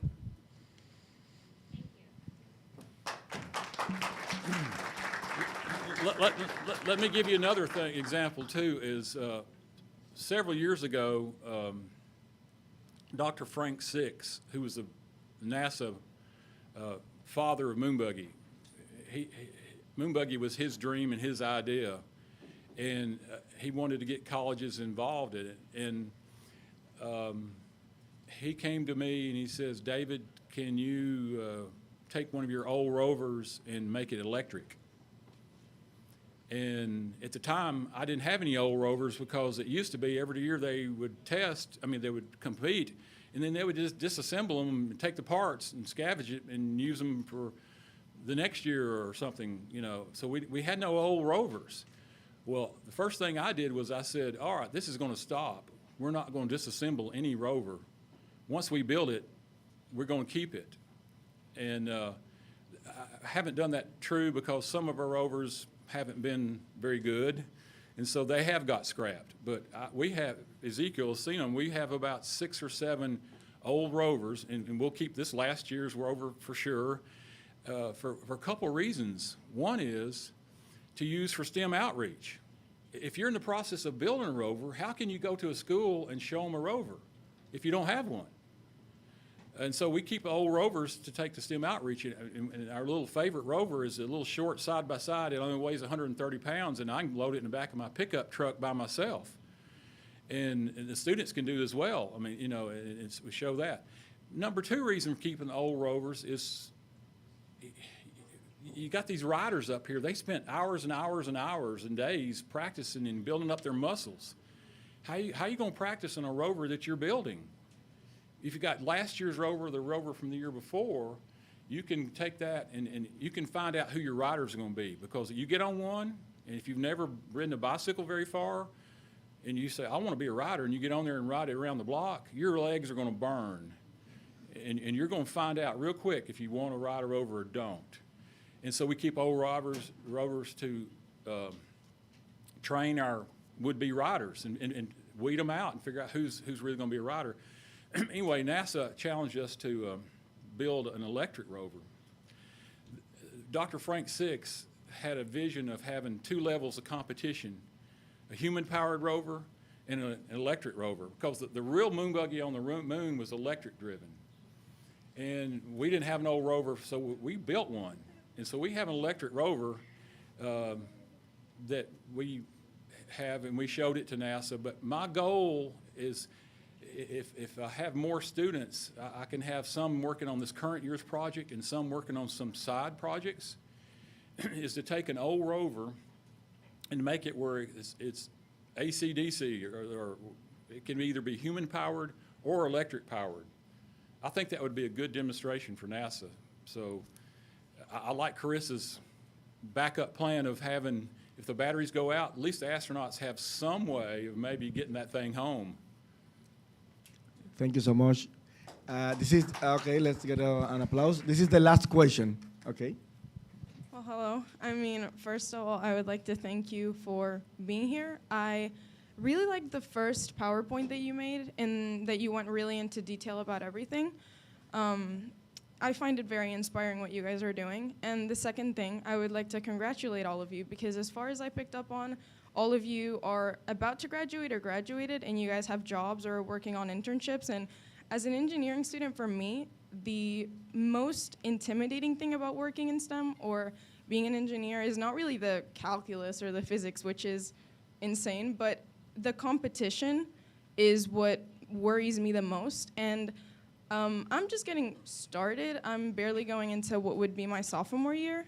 And I would like to know from students that are about to graduate or that have already graduated, what would you say are some skill sets that you guys think are important for people like me to develop while I still have time? Or some things that I could work on that, from what you've seen, would help me when I go professionally to work or to set me apart from the competition? Yeah, so you said you're a sophomore, right? Yeah. Okay, so if you're in your sophomore year, that's the perfect time to start looking for some experiences you can get before graduating. If there are any internships or co-ops, a co-op is where you work an internship during school time. It's a little bit more of a heavy schedule, but you know, some people make it work. So if you can get any professional experience, do that. If there's any opportunity at all, do it. Even if it's unpaid, doing 8 hours of shadowing a week, unpaid, that's experience on your resume that will help you later in life. A lot of people have trouble if they don't have anything on their resume with getting a job, getting interviewers to take them seriously, but you can still do it if you do not ever get professional experience in school. The ways you can do that are by working on personal projects. A lot of people at UAH work on personal projects for interests that they have. Maybe they want to demonstrate some sort of, like, for example, a drone that they find interesting. They'll design that drone, make it, and demonstrate that they are capable of working on a project like that. So even if there is no hard program set in place for you to get that experience, you can make it yourself. And programs like HERC, we all talked about how it's helped us in job interviews. Participating in student-led programs like this really sets you apart from other people. It shows that you have initiative and drive and that you're really striving to be successful in it. Do y'all have anything to add? I would just add she's absolutely correct, and it's also really about how you market that. You can do anything, and the way that you can use that to your advantage is as long as you can identify the critical skills and the things that these people are looking for, and make sure that before you go to an interview or write your resume, learn how you can tie all that back together and show them, just like with the systems engineering handbook, know what they're looking for and relate what you have as your skills back into that. And that's your job as a prospective employee, is to market that to them so they can understand who you are.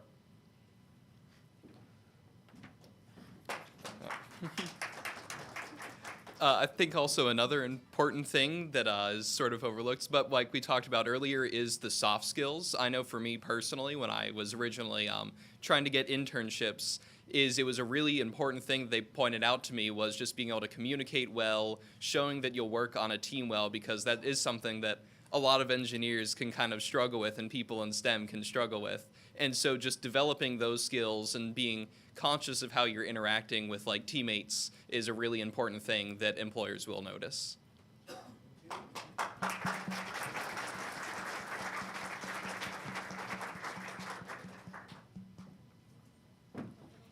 Bien, y de esta forma finalizamos la última ronda de preguntas. Otro fuerte aplauso para el equipo de la NASA HERC de la Universidad de Alabama y el profesor David Fikes, quien, bueno, apurado por el tiempo, omitió en la presentación su biografía, pero queremos que sepan que es un profesor que posee una trayectoria de más de 46 años en proyectos aeroespaciales y mecánicos, incluidos interceptores de refuerzo de defensa contra misiles balísticos, pruebas de calificación de elementos de la Estación Espacial Internacional, integración de sistemas de transbordadores espaciales, ingeniería de pruebas de propulsión y túnel de viento y desarrollo de sistemas aeroespaciales avanzados. Así que haberlo tenido aquí y que haya compartido con nosotros ha sido pues de gran provecho y lo valoramos muchísimo. Un aplauso para él.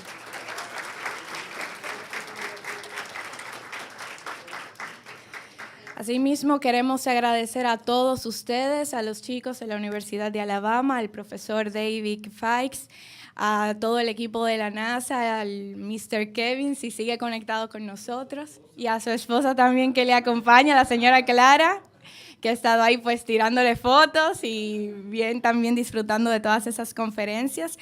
Agradecerles a los representantes de todos los equipos de NASA HERC aquí en la República Dominicana, a las autoridades que nos han acompañado, al público en general, a quienes se han conectado a través del canal de YouTube del INTEC. Gracias por haber participado esta mañana con nosotros.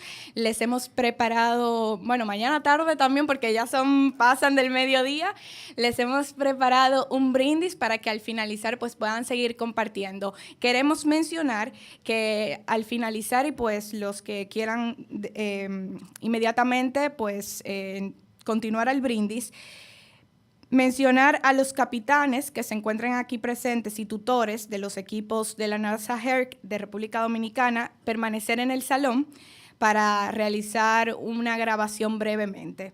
Igualmente, pues los chicos de la Universidad de Alabama y el profesor David Fikes se quedarán un momento más entre nosotros, que ahí también podrán aprovechar si quieren conversar, hacerle alguna pregunta. No les tomen mucho tiempo porque ellos tienen una agenda también que agotar aquí en la República Dominicana y tienen otras actividades, pero si brevemente le quieren pues hacer alguna otra pregunta, estarán entre nosotros.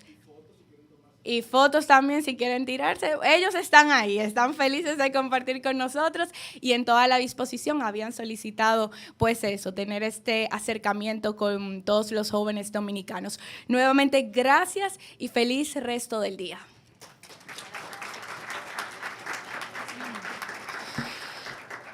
Importantísimo, al equipo de Sabine, de la profesora Sabine y todos los traductores que también hicieron esto posible. Gracias a todos ustedes.